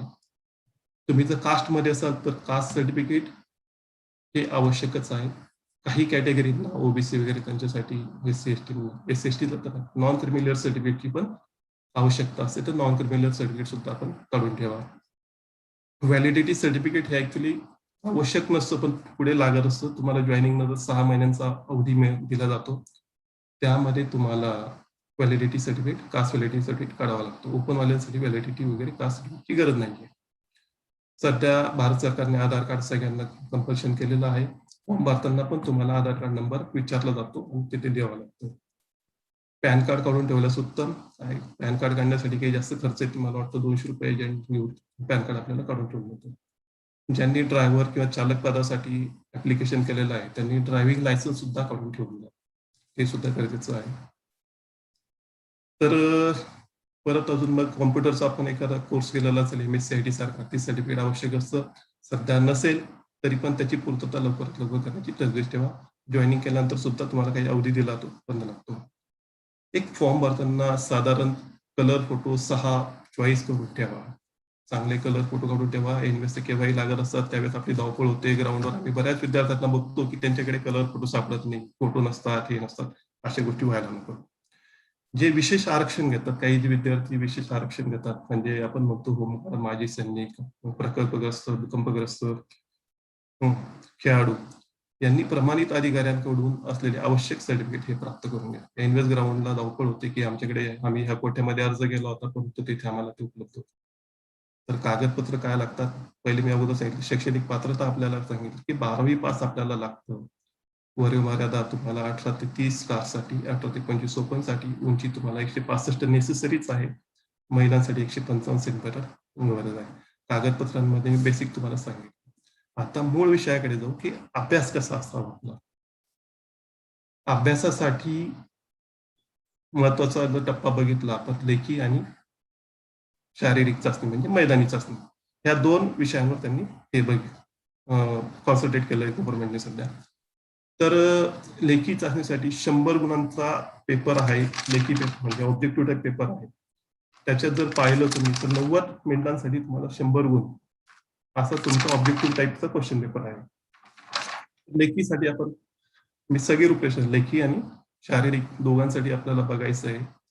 तर दोघांचं टाइम टेबल जर आजपासून जर आपण पकडलं की साधारण गव्हर्नमेंट महाराष्ट्र गव्हर्नमेंट मे मध्ये जर एक्झाम घेणार असेल तर आजपासून तुमच्याकडे 60 दिवस उपलब्ध आहे असं आपण पकडून चालू आहे. साधारण सहसा पावसाळ्यात जून जुलैमध्ये आपल्या एक्झाम होत नाहीत, परीक्षा भरती घेतली जात नाही. तर साधारण मेच्या एंडिंगला एक्झाम होईल असं पकडून जर चाललं तर 60 दिवस आपल्याकडे आहेत. तर 60 दिवसांचा पॅटर्न कसा हवा अभ्यासाचा तो पण मी तुम्हाला सांगेन. पहिले अभ्यास कसा करावा ते पण लक्षात घ्या. एक सोपा सुटसुटीत अभ्यास करायचा आहे, टेन्शन घ्यायचं नाहीये. उलट अभ्यास केल्यानंतर जो आनंद प्राप्त होईल त्या आनंदातूनच तुम्हाला अभ्यास करायचा आणि स्वतःचं मनोबल टिकवून ठेवायचं आहे. म्हणजे तुम्हाला पोलीस होण्यासाठी शारीरिक परिश्रम घ्यायचे आहेत, थोडा अभ्यास करायचा आहे आणि स्वतःचं मानसिक स्थिती किंवा मनोबल टिकवून ठेवायचं. या 3 गोष्टींवर कॉन्सन्ट्रेट करायचं आहे. तर आपण लेखी परीक्षेचा फक्त एक ओझरतं हे घेऊया. बाजारात जर तुम्ही आज गेले तर लेखी परीक्षेचे खूप साहित्य उपलब्ध आहे, म्हणजे ट्रिमेंडस उपलब्ध आहे. पण एक एवढं लक्षात ठेवा, गव्हर्नमेंटने सांगितलंय की तुमचा क्रायटेरिया हा 12वी पास आहे. म्हणजे 12वी उत्तीर्ण झालेल्या विद्यार्थ्याला जेवढं नॉलेज आहे ते खरं गरजेचं आहे पोलीस भरतीसाठी. आज तुम्ही बाजारात गेले तर खूप पुस्तकं उपलब्ध आहेत. मग कोणतं पुस्तक अभ्यास करायचं, काय करायचं, याच्यात खूप प्रश्नचिन्ह उत्पन्न होतं आणि त्याच्यानंतर तो अभ्यास भरकटत जातो आणि भरकटू द्यायचा नाही अभ्यासाला. तर लेखी चाचणीचा मी अगोदर सांगतो. लेखी चाचणीमध्ये 100 गुण आहेत. त्याच्यात 4 टॉपिक आहेत. एक मराठी व्याकरण, गणित बुद्धिमत्ता आणि जीके म्हणजे जनरल नॉलेज. हे 4 टॉपिकांना 25-25 गुण त्यांनी डिवाइड केलेले आहेत. म्हणजे आपण असं म्हणू शकत नाही माझं मराठी व्याकरण चांगलं आहे, मी बुद्धिमत्तेकडे दुर्लक्ष करेन, तसं नाही चालणार. तुम्हाला बुद्धिमत्तेचा पण तेवढ्याच वेटेजमध्ये, तेवढ्याच सरावामध्ये, तेवढाच प्रॅक्टिस करावी लागणार आहे, त्याशिवाय चालणार नाही.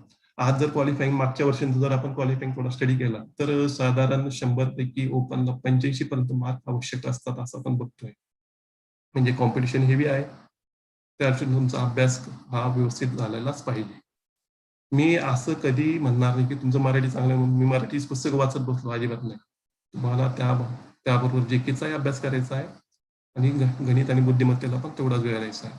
दिवसाचं शेड्यूल तुम्ही असं बनवा की 50 मार्कांना तुमचं मराठी व्याकरण आणि जीके जर येत आहे तर सकाळचा सेशन तुम्हाला मराठी व्याकरण आणि जीके साठी द्या. दुपारचा जो सेशन असेल त्याला तुम्ही गणित आणि बुद्धिमत्ता द्या. म्हणजे तुम्ही प्रत्येक विषयाला वेटेज देत आहे. असं तुमचा अभ्यासाचा पॅटर्न असावा. 100 मार्कांना प्रत्येक विषयाला 25-25 मार्क. आता अभ्यास कसा करावा हा महत्वाचा मुद्दा आहे की अभ्यास कसा करावा. अभ्यास करताना सगळ्यात प्रथम सर्व विषयांचे अभ्यासक्रम काय काय आहेत ते चेक करून घ्या. उदाहरणार्थ आपण जर मराठी व्याकरणाचा अभ्यास बघितला तर त्याच्यात 3 टॉपिकवर म्हणजे 30 टॉपिक आहेत जवळपास. त्याच्यात 25 मार्क विचारले जातात अभ्यासक्रमामध्ये. एक म्हणजे भाषा, व्याकरण आणि भाषा संग्रह, याच्यावर साधारण याच्यात 30 टॉपिक डिवाइड केलेले आहेत. तर भाषेमध्ये म्हणजे काय, भाषा म्हणजे काय, लिपी म्हणजे काय, अभिजात भाषा म्हणजे काय, भाषेचं व्याकरण, त्याचे घटक, भाषेचे घटक. व्याकरण मध्ये बघितलं आपण वर्णमाला किंवा समास, अलंकार, शब्दसिद्धी, विरामचिन्हे, वाक्यांचे प्रकार, वाक्य रूपांतर असे घटक अंतर्भूत असतात. शब्दसंग्रहामध्ये समानार्थी, विरुद्धार्थी, समूहदर्शक, घटनादर्शक असे टॉपिक डिवाइड केलेले असतात. तर ह्या प्रत्येक टॉपिकवर तुमचे प्रश्न विचारले जातात. म्हणून हा अभ्यासक्रम कोणता आहे तो एका कागदावर लिहून काढा.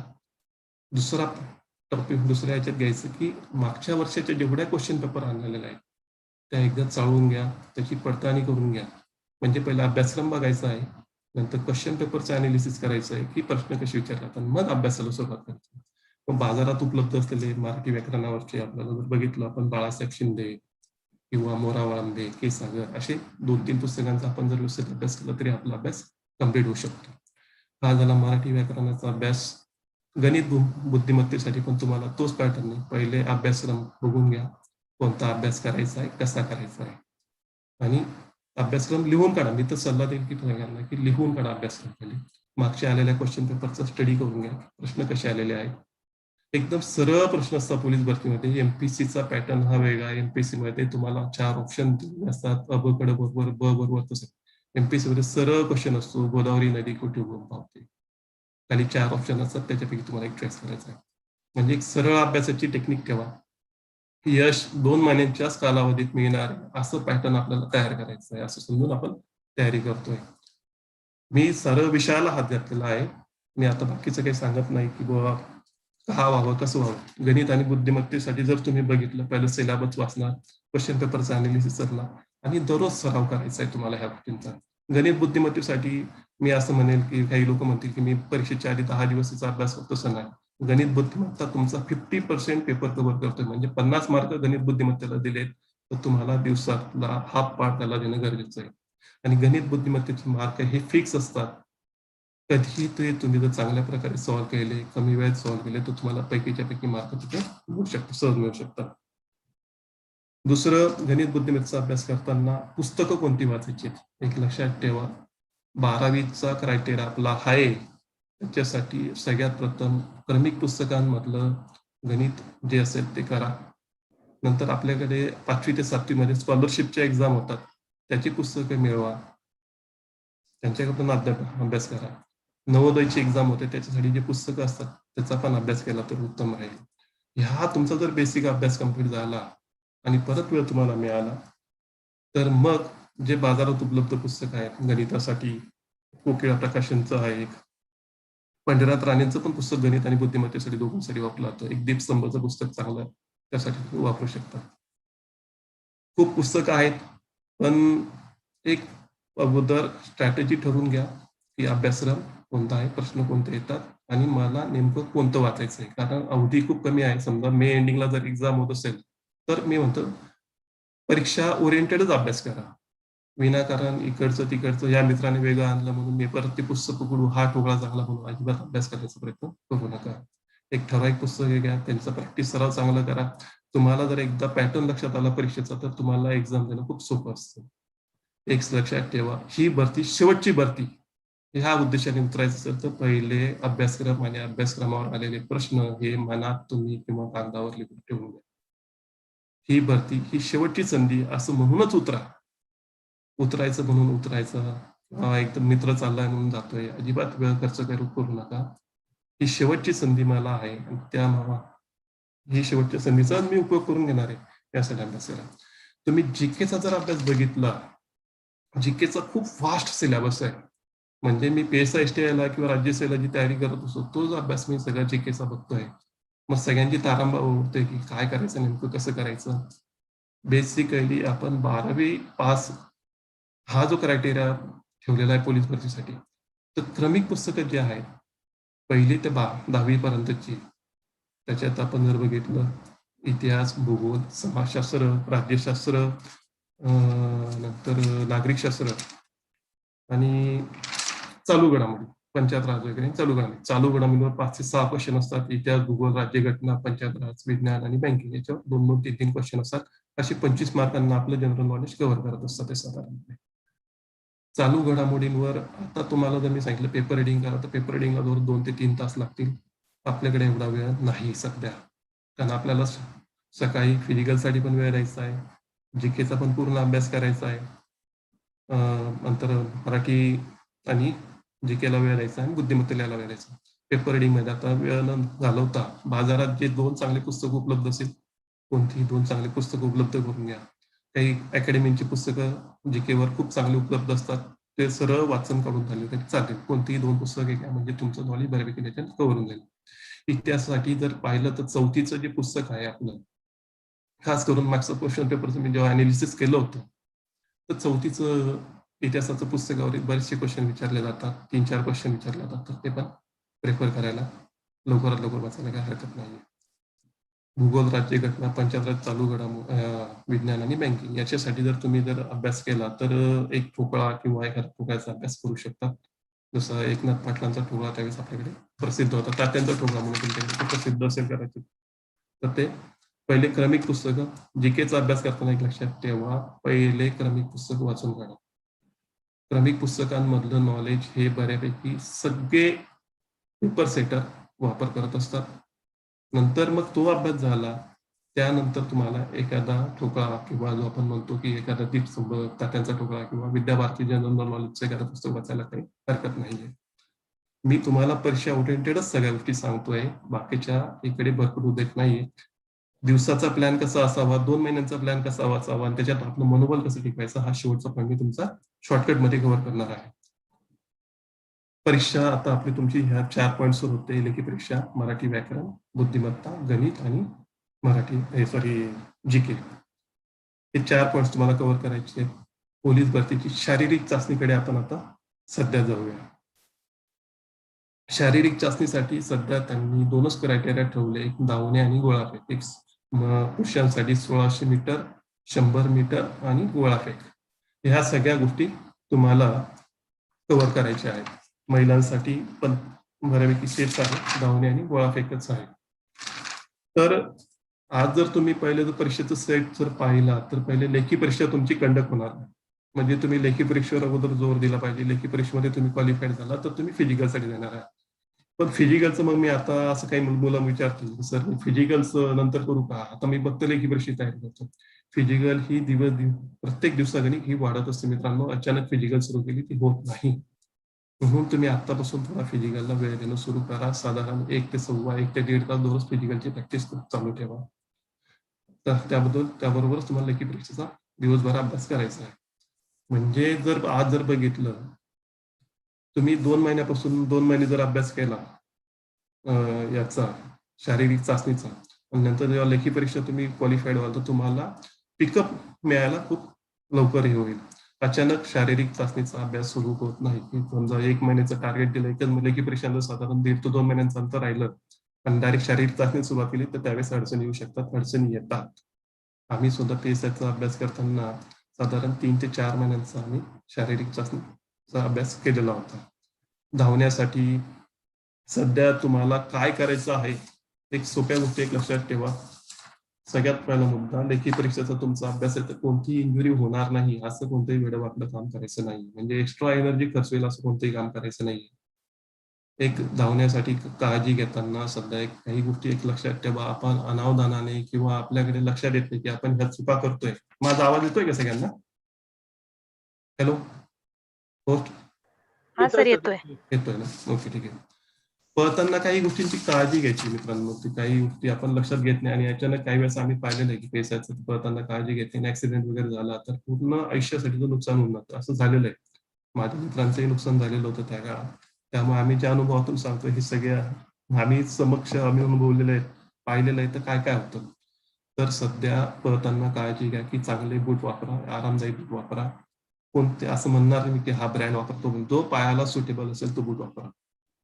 तुम्हाला मधुमेह असेल, हृदयविकार असेल, सांधेदुखी असेल, गुडघादुखी असेल तर डॉक्टरांच्या सल्ल्याने व्यायाम करा मित्रांनो. ओढाताण करून घेऊ नका शरीराची. तुमची नुकताच जर ऑपरेशन झाले असतील, एखादं अपेंडिक्सचं हे म्हणा, तर व्यायामाला सावकाश सुरुवात करा. अचानक जोरात सुरुवात करू नका.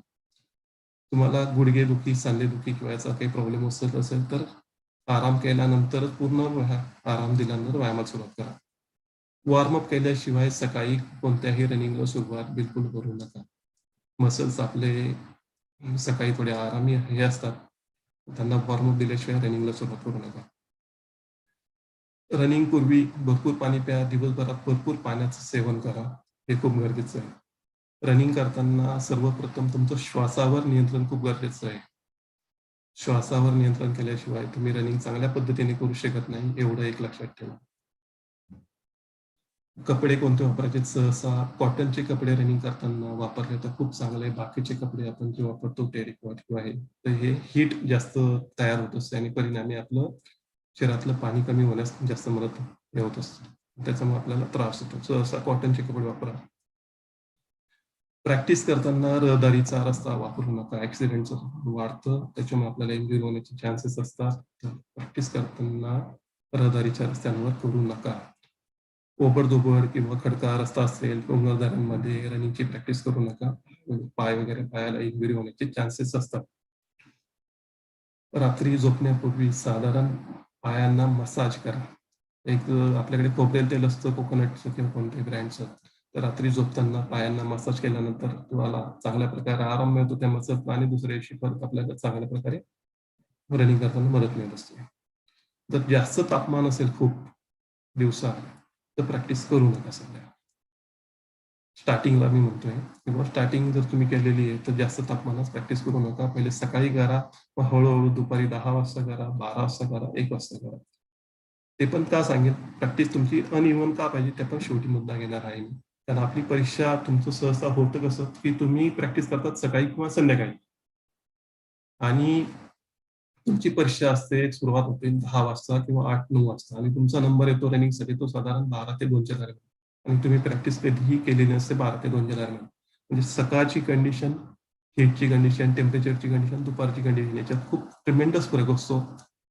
तुमचं पाण्याचं सेवन जर कमी असेल त्या काळात तर तुम्ही ओव्हर एक्झॉस्ट होतात, त्याच्यामुळे तुमचा रनिंगवर परिणाम होतो, हेच त्रास होतो, तुम्हाला रनिंगचा त्रास होतो.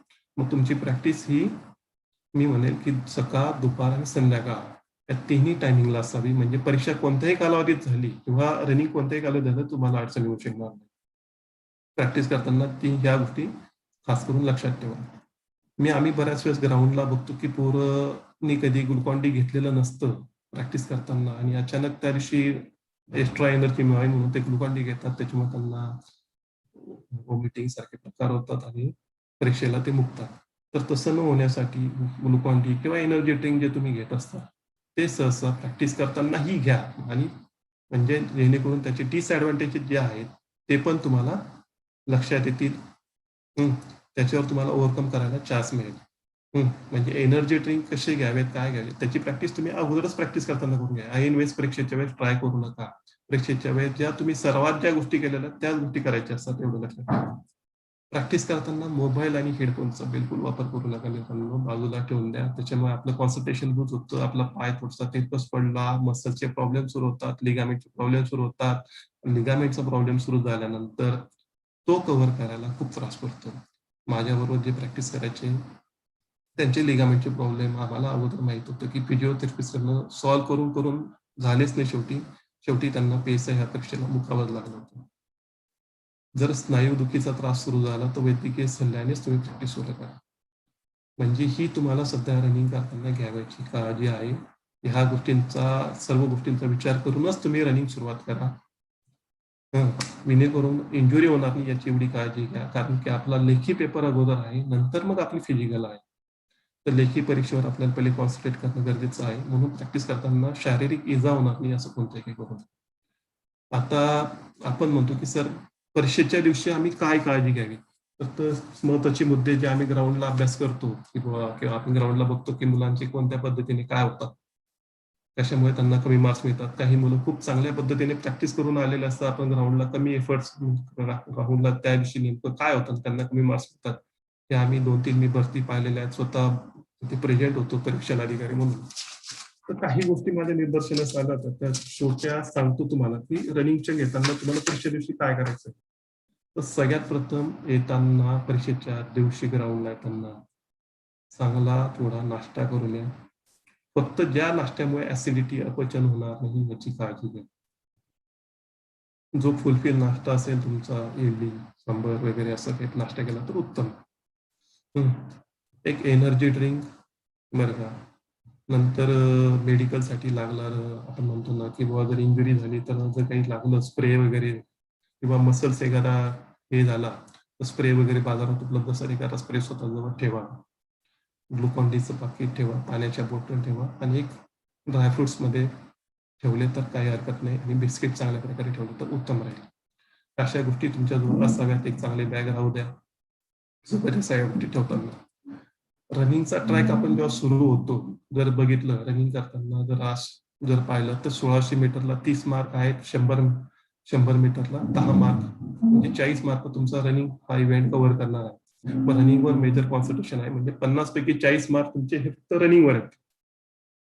तर रनिंगसाठी करताना एक लक्षात ठेवा, 400 मीटर 1600 मीटर त्यांनी गोल राऊंड मध्ये घेतले, म्हणजे 400 मीटरचे 4 राऊंड घेतले तर मुलांचं काही वेळेस आम्ही बघतो की शेवटच्या ट्रॅकमध्ये जो मुलगा उभा असतो त्याचं रनिंग करताना काही वेळेस लक्ष राहत नाही.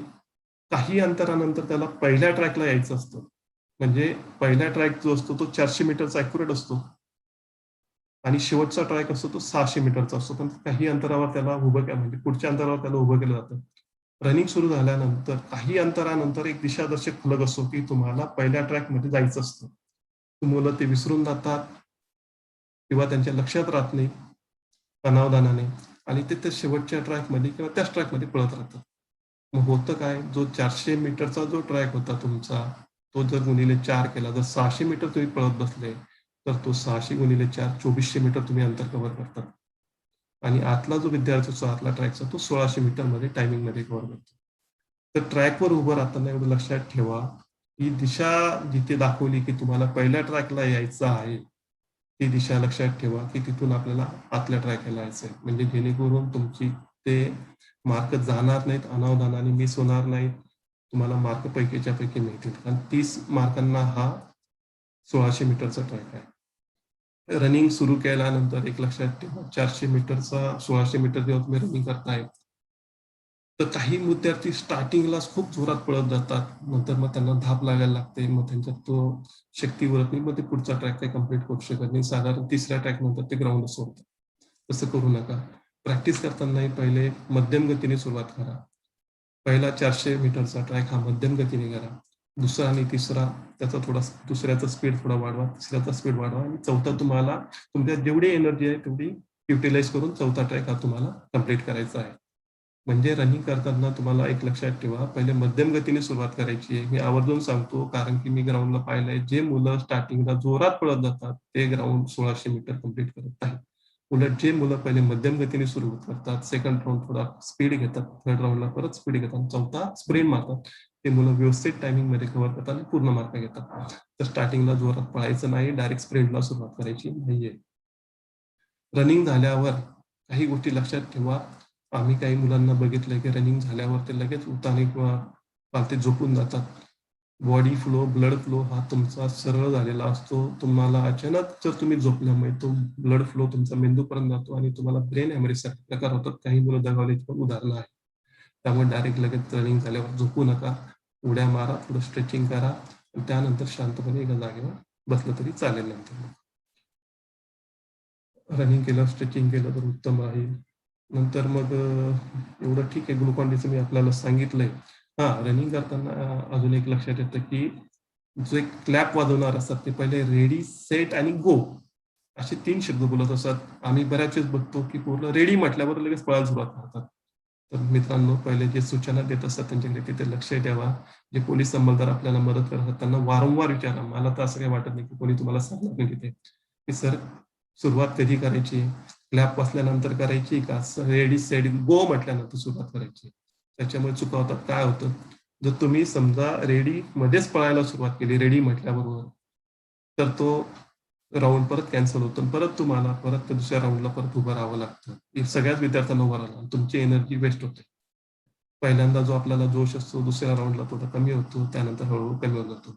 म्हणून त्या गोष्टींकडे नजरअंदाज करू नका. तर मी तर असं म्हणेल. तिसरी गोष्ट गोळा फेकतो. दुसरी गोष्ट गोळा फेकच्या बाबतीत पण आपण बघून घ्या. गोळा साधारण 7.2 kgचा आहे. महिलांसाठी तो 4 kgचा आहे. गोळा कसा धरायचा, त्याचं पकड कशी असावी याच्या बाबतीत सुद्धा तुम्हाला प्रॅक्टिस होणं गरजेचं आहे. गोळा फेकताना फाऊल होणार नाही त्याची काळजी घ्यायची. समोर एक राऊंड सर्कल असतं. त्या राऊंड सर्कलच्या पुढच्या बाजूला जिथून गोळा फेकायचं तिथे एक फळी लावलेली असते. एंट्री तुम्हाला मागच्या बाजूने करायची, एक्झिट पण तिकडच्याच मागच्याच बाजूने करायची असते. अधूनमधून गोळा फेक करताना केली तर तो फाऊल धरला जातो. परिणामी तुम्हाला एकच चान्स मिळतो. दुसऱ्या चान्सला परत फाऊल झाला तर तुम्हाला 0 मार्क दिले जातात. आणि हे सगळं इन कॅमेरा चालू आहे, हे एक लक्षात ठेवा. म्हणजे तुम्हाला तिथे कोणालाही चान्स नसतो की परत मला चान्स द्या, हे द्या, नाही. 2 चान्स मिळाले, तुमचा चान्स हे झाले. पहिल्या चान्सला तुम्ही बरोबर फेकला, तोच ग्राह्य धरला, तो दुसरा परत तुम्हाला चान्स दिला जातच नाही. गोळा फेक करताना एक लक्षात ठेवा, गोळा एक न्यूटनचा लॉ होता की न्यूटनने काही गोष्टी आपल्याला 10वी 12वीच्या परीक्षेमध्ये सांगितलं. गोळा फेकताना तुम्ही खूप बॉडी बिल्डर असावे असं काही एक्सपेक्ट नाही. साधारण 50, 60 ते 65 55 ते 60 किलो वजन गटाची मुलं असतात ते चांगल्या प्रकारे गोळा फेकतात. फक्त गोळ्याची पकडण्याची पद्धत, फेकण्याची दिशा आणि तुम्ही घेतलेली ऍक्शन याच्यावर खूप बऱ्यापैकी गोळा तुमचा चांगला राहत असतो. गोळा फेकताना एक दिशा लक्षात ठेवा मित्रांनो. तुम्हाला जेव्हा तुम्ही उभे राहतात जमिनीशी तर तुमचा 90 डिग्रीचा अँगल तयार होत असतो. एक लक्षात ठेवा, अँगल चेक करून घ्या प्रत्येकाचा की आपण जमिनीवर जेव्हा उभे राहतो गोळा फेक करताना तर आपला 90 डिग्रीचा अँगल तयार होत असतो. जर तुम्ही 45 डिग्रीच्या अँगल मध्ये जेव्हा गोळा फेकतात तर तो सगळ्यात जास्त तुमचा दूरवर जाणार असतो. मी तुम्हाला सगळं परीक्षा ओरिएंटेड का सांगतोय, हे आम्ही अनुभव घेतो परीक्षा घेताना किंवा ग्राउंडला जे अनुभव येतात, जे बघितलेत आम्ही स्वतः जे अनुभवले तेच तुम्हाला सांगतोय. तर 45 डिग्रीचा अँगल कसा आहे, त्या दिशेने कसा गोळा फेक करायची त्याची आतापासूनच प्रॅक्टिस करा. 45 डिग्रीच्या अँगल मध्ये जर तुम्ही गोळा फेकू शकले, जमिनीपासून तुम्ही राहतात 90 डिग्री आणि तिथून 45चा अँगल कसा राहील ते चेक करा. तुम्हाला गोळा जास्तीत जास्त जाईल तुमचा. गोळ्याला फेकताना अजून तुम्हाला गरजेचं आहे की तुम्हाला अपर बॉडीचा एक्सरसाइज खूप चांगल्या पद्धतीने करून घ्यायचा आहे. अपर बॉडी म्हणजे तुमचे चेस्ट आणि शोल्डर आणि बायसेप्स आणि ट्रायसेप्स हे चांगल्या प्रकारे डेव्हलप झालेले पाहिजेत. त्याच्यामुळे तुमचा गोळा हा जास्तीत जास्त दूर जात असतो. तर जनरली शारीरिक चाचणीची किंवा आपण जी प्रॅक्टिस करतो फिजिकलची ते करताना तुम्हाला पुशअप्स वगैरे मारणं हे जास्तीत जास्त करा, जेणेकरून तुमचा गोळाचा कव्हरेज चांगला मिळेल आणि ते मार्क्स तुम्हाला पैकीच्या पैकी मिळतील. तर 2 पॉईंट आपले झालेले आहेत. एक लेखीचा पेपरचा अभ्यास तुम्हाला करायचा 100 मार्कांचा आणि शारीरिक चाचणीचा 50 मार्कांचा. 150 मार्कांपैकी तुमचं क्वालिफाईंग मेरिट राहणार आहे. तर यांचा दिवसभराचा अभ्यासक्रम कसा करणार, दिवसभर कसा असणार आणि ह्या 2 महिन्यांचं शेड्यूल कसं असणार. मित्रांनो एक लक्षात ठेवा, फक्त अभ्यास करूनच तुम्हाला सगळं होईल का? काय होतं, आपण दिवसभर अभ्यास करतो आणि कुठेतरी दिवसभर अभ्यास करतो, 2-3 दिवस अभ्यास केल्यानंतर अचानक एकदम मनाला असं वाटायला लागतं मी हे का करतोय, कसं करतोय, माझं होईल का सिलेक्शन. त्यासाठी तुमचं मनोबल पण टिकून ठेवायचं आहे. म्हणजे 3 इव्हेंट मध्ये तुम्हाला अभ्यास करायचा आहे, शारीरिक चाचणीचा, एक रिटर्नचा आणि स्वतःचं मनोबल टिकवण्यासाठी. तर मी जर आता समजा तुमच्या जागी जर मी परीक्षेला जर आलो पोलीस भरतीला तर मी काय करेल, जर मला जर मी अभ्यास करायला सुरुवात करेल तर मी अगोदर काय करेल. तर सकाळचा जो सेशन आहे साधारण तुम्ही 6 वाजता जर उठले किंवा संध्याकाळचा कोणता एक सेशन घ्या, साधारण 1.5 तास मी शारीरिक चाचणीचा अभ्यास करेल. शारीरिक चाचणीमध्ये 2च गोष्टी आहेत, रनिंग आणि गोळा फेक. याच्या दृष्टीने जे जे एक्सरसाइज असतील ते कम्प्लीट करा. साधारण 8 ते 12 पर्यंत तुम्हाला जीके किंवा मराठी व्याकरणाचा अभ्यास करा, कारण ते 50 मार्क कव्हर करताय. आणि संध्याकाळच्या सेशन मध्ये तुम्ही बुद्धिमत्ता आणि गणिताचा अभ्यास करा. मी तर प्रत्येक विद्यार्थ्याला सांगेन की एवढं केल्यानंतर संध्याकाळी 1 तास हा स्वतःसाठी काढा किंवा संध्याकाळी जर तुम्ही एक्सरसाइज कराल तर सकाळचा 1 तास स्वतःसाठी काढा. हा स्वतःसाठी हा तास का महत्वाचा आहे, परीक्षार्थी विद्यार्थी जेव्हा परीक्षा देतात स्पर्धा परीक्षांचं तर एक टेन्शन माणसाला येत असतं की बुवा ह्या गोष्टींमधून मी पास होईल का, हे होईल का, माझ्या ह्या अडचणी असतात त्या अडचणी असतात. तर मनाचं संतुलन ठेवण्यासाठी हा 1 तास खूप महत्वाचा असतो. त्या काळात तुम्हाला कुठे फिरायला जायचं आहे, एखादा मोबाईलमध्ये गाणे ऐकायचे असतील किंवा काही गोष्टी योगा करायचं असेल किंवा मला असं वाटतं क्रिकेट खेळायला जायचं किंवा कोणताही स्पोर्ट्स ऍक्टिव्हिटी असेल, जेव्हा तुमचा छंद आहे त्याला तुम्हाला वेळ द्या. तो 1 तास तुमचा दुसऱ्या दिवसाचे 8 तास सिक्युअर करत असतो, एवढं लक्षात ठेवा. त्या 1 तासाने कोणताही मोठा परिणाम होत नाही की माझा अभ्यास मागितला. तो 1 तास दिवसभराचं तुमचं शेड्यूल मेंटेन करतो. तो 1 तास छंदासाठी द्या. मी असंच म्हणेन तुम्हाला, सलग अभ्यास करत बसू नका. 1 तास स्वतःसाठी द्या. सोमवार ते शनिवार मी असं सांगेल की तुम्ही रेग्युलर असा अभ्यास करा. रविवार परत स्वतःसाठी द्या. आवर्जून सांगतो, आम्ही बरेच विद्यार्थी पाहतो की 1 महिना कंटिन्यू अभ्यास करतात, 12 तास अभ्यास करतात आणि 2 परत नंतर ते आजारी पडतात. मग त्याच्यात त्यांचे 5, 10, 15 दिवस वाया जातात. असं व्हायला नको. तर आपल्याला रविवार सुद्धा हा स्वतःसाठी द्यायचा, पण रविवारचा हाफ पिरियड हा स्वतःसाठी द्यायचा आहे. हाफ पिरियड मध्ये तुम्ही सोमवार ते शुक्र शनिवार जो अभ्यास केला त्याची एक रिव्हिजन करा. एक पेपर सोडून घ्या. लेखीसाठी जे आपल्याला पेपरची प्रॅक्टिस करायची तो रविवारी ठेवा.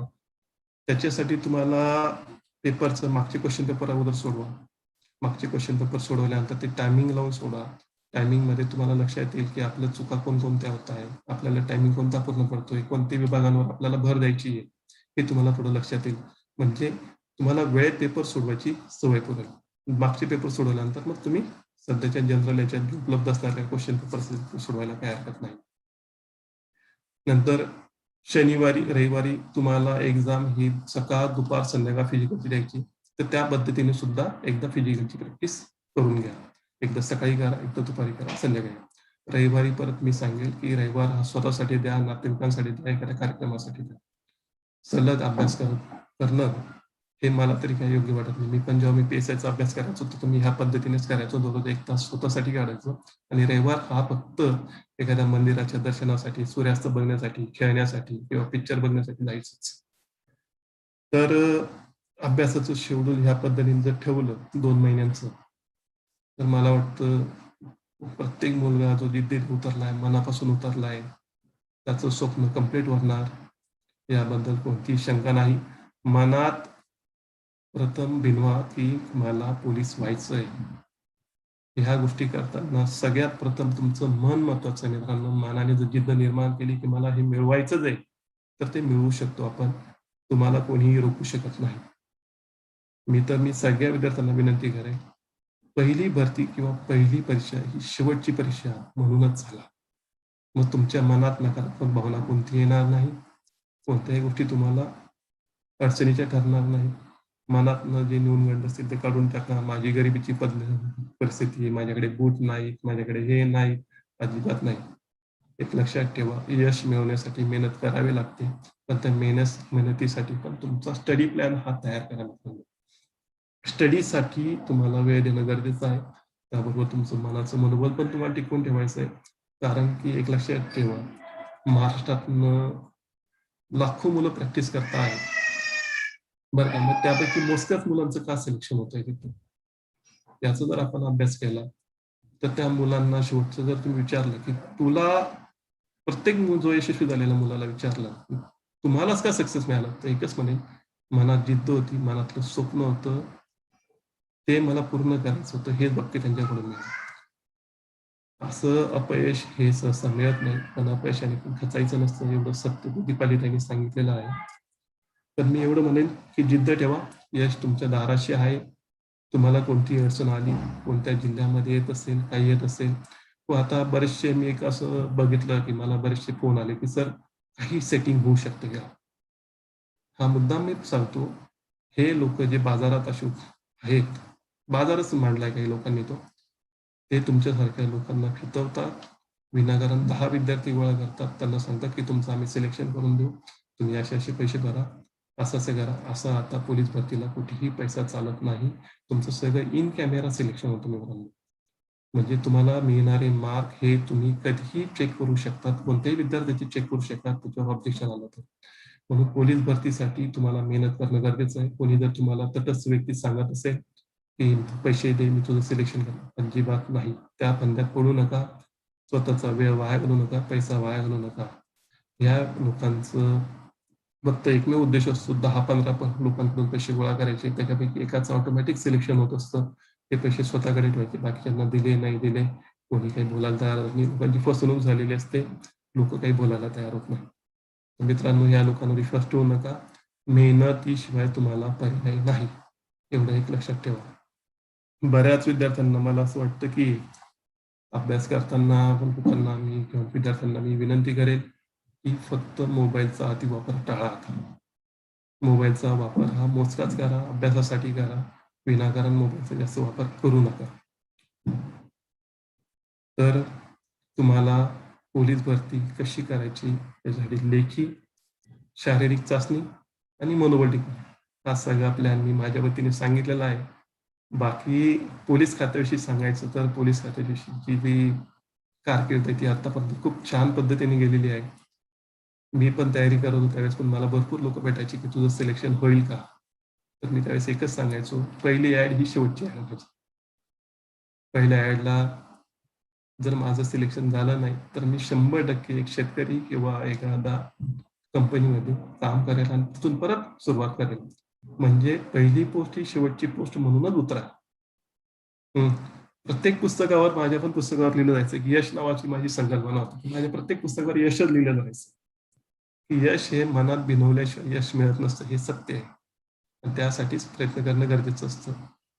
तर तुम्ही जर काही जर बाहेरची पुस्तकं वाचली असेल तर एक लक्षात ठेवा, कोणतीही गोष्ट मिळवण्यासाठी पहिले तुमचं विचार तुमच्या मनात यायला पाहिजे, तुमचं आचरणात तुमचं तसं यायला पाहिजे.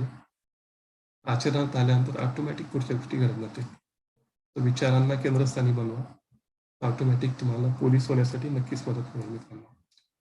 सर, प्रवीण सर, खूप शॉर्टकट सांगतो आहे आणि बराच वेळ घेतला मी तुमचा. काही हरकत नाही सर. बारीक सारीक गोष्टींचं मुलांना माहित नसत्या. त्यांच्या जर काही अडचणी असतील तर आपण घेऊ शकतो. मी आता फक्त परीक्षा ओरिएंटेडच त्यांना सांगितलंय काय होईल काय नाही. ओके, धन्यवाद सर. पार्टिसिपेंट्स पैकी कोणाचे जर काही शंका असतील पोलीस भरतीबद्दल तर त्यांनी चॅट बॉक्स मध्ये त्यांच्या शंका टाकल्या तरी चालणार आहे.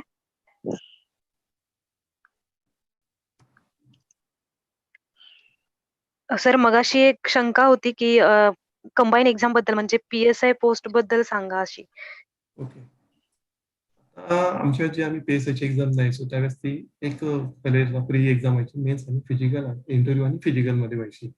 आता फ्रीचं थोडंसं स्वरूप त्यांनी चेंज केलं की तुम्हाला 2 एक्झाम द्याव्या लागतात, 2 पेपर द्यावे लागतात. म्हणजे थोडा चेंज केलेला आहे त्यांनी.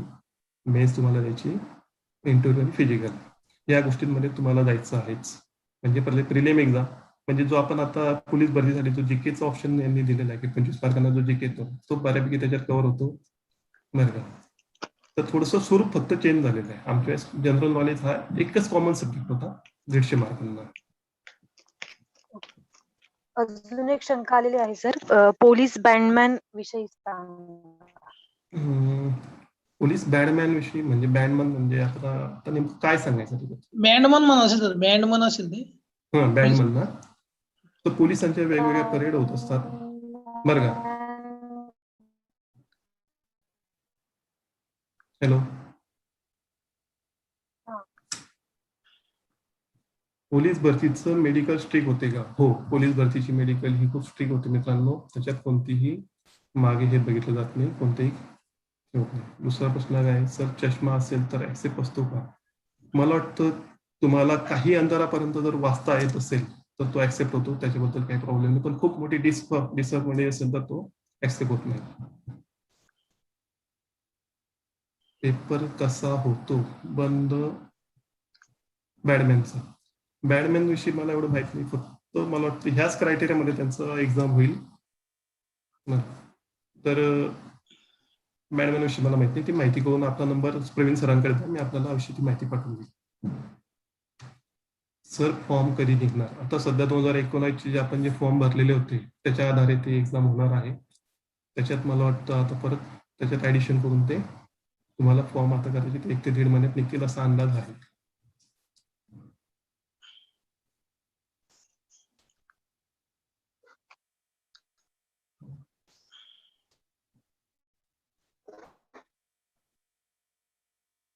ओके, मुलांच्या ज्या काही शंका होत्या त्या अगदी व्यवस्थितपणे सरांनी निरसन केलेलं आहे त्याचं. काही शंका असतीलच तर सर तुम्हाला नक्की कळवलं जाईल. त्या मुलांच्या काही शंका असतील तर प्रवीण सर कॉन्टॅक्ट करून तुम्हाला सांगते. धन्यवाद. आता आपल्याला आज मार्गदर्शक म्हणून लागलेले दीपाली पाटील, मान्य दीपाली पाटील मॅडम, गट विकास अधिकारी रावेर यांनी आपल्याला सुरुवातीला मार्गदर्शन केलं. त्यामध्ये त्या ज्या कॉलेजमध्ये आता समाजकार्य महाविद्यालय जे आहे यवतमाळ जिल्ह्यातलं, तर त्या महाविद्यालयामध्ये त्या विद्यार्थ्यांसोबत स्पर्धा परीक्षा करत असणाऱ्या विद्यार्थ्यांसोबत त्यांचे असलेले अनुभव त्यांनी अतिशय चांगल्या पद्धतीने शेअर केले, ज्यातून आपल्याला नक्कीच प्रोत्साहन मिळणार आहे. त्याच पद्धतीने जी विद्यार्थी आता अधिकारी होण्याची स्वप्न पाहत आहेत त्यांना अतिशय प्रेरणादायी अनुभव मॅडमने शेअर केले. त्याबद्दल मी त्यांचे आरंभ ग्रुप खानदेश अधिकारी मित्रमंडळ, मिशन आय जळगाव आणि नांदिक महाविद्यालय खेड यांच्या वतीने आभार मानते. त्यानंतर आपल्याला दुसरे मार्गदर्शक म्हणून लाभलेल्या मान्य दीपाली पाटील मॅडम,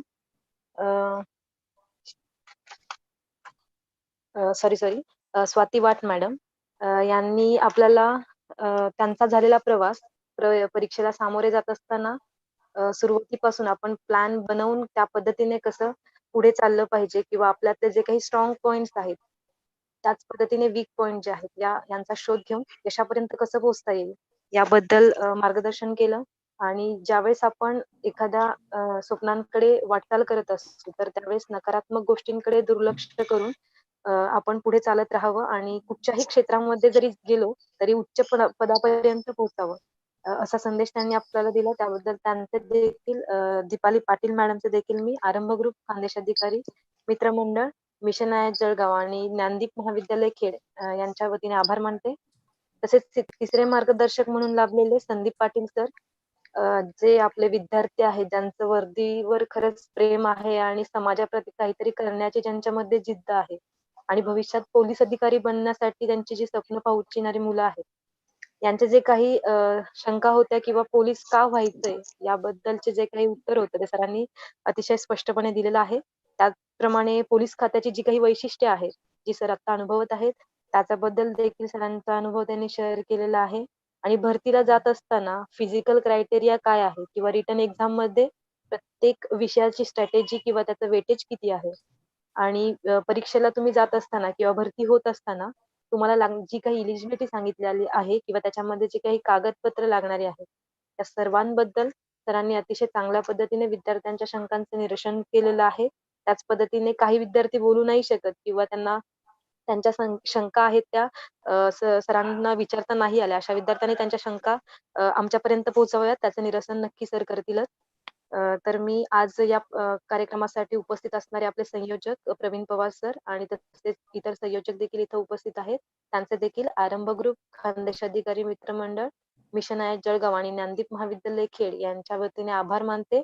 आणि जे काही पार्टिसिपंट्स भविष्यात अधिकारी बनू इच्छिणारे सर्व विद्यार्थी हे देखील या कार्यक्रमासाठी जॉईन झाले, त्याबद्दल त्यांचे देखील आभार मानते. आणि प्रवीण सर सरांच्या वतीने आणि सर्वांच्या वतीने कार्यक्रम संपला असे जाहीर करते. धन्यवाद. Thank you madam, thank you.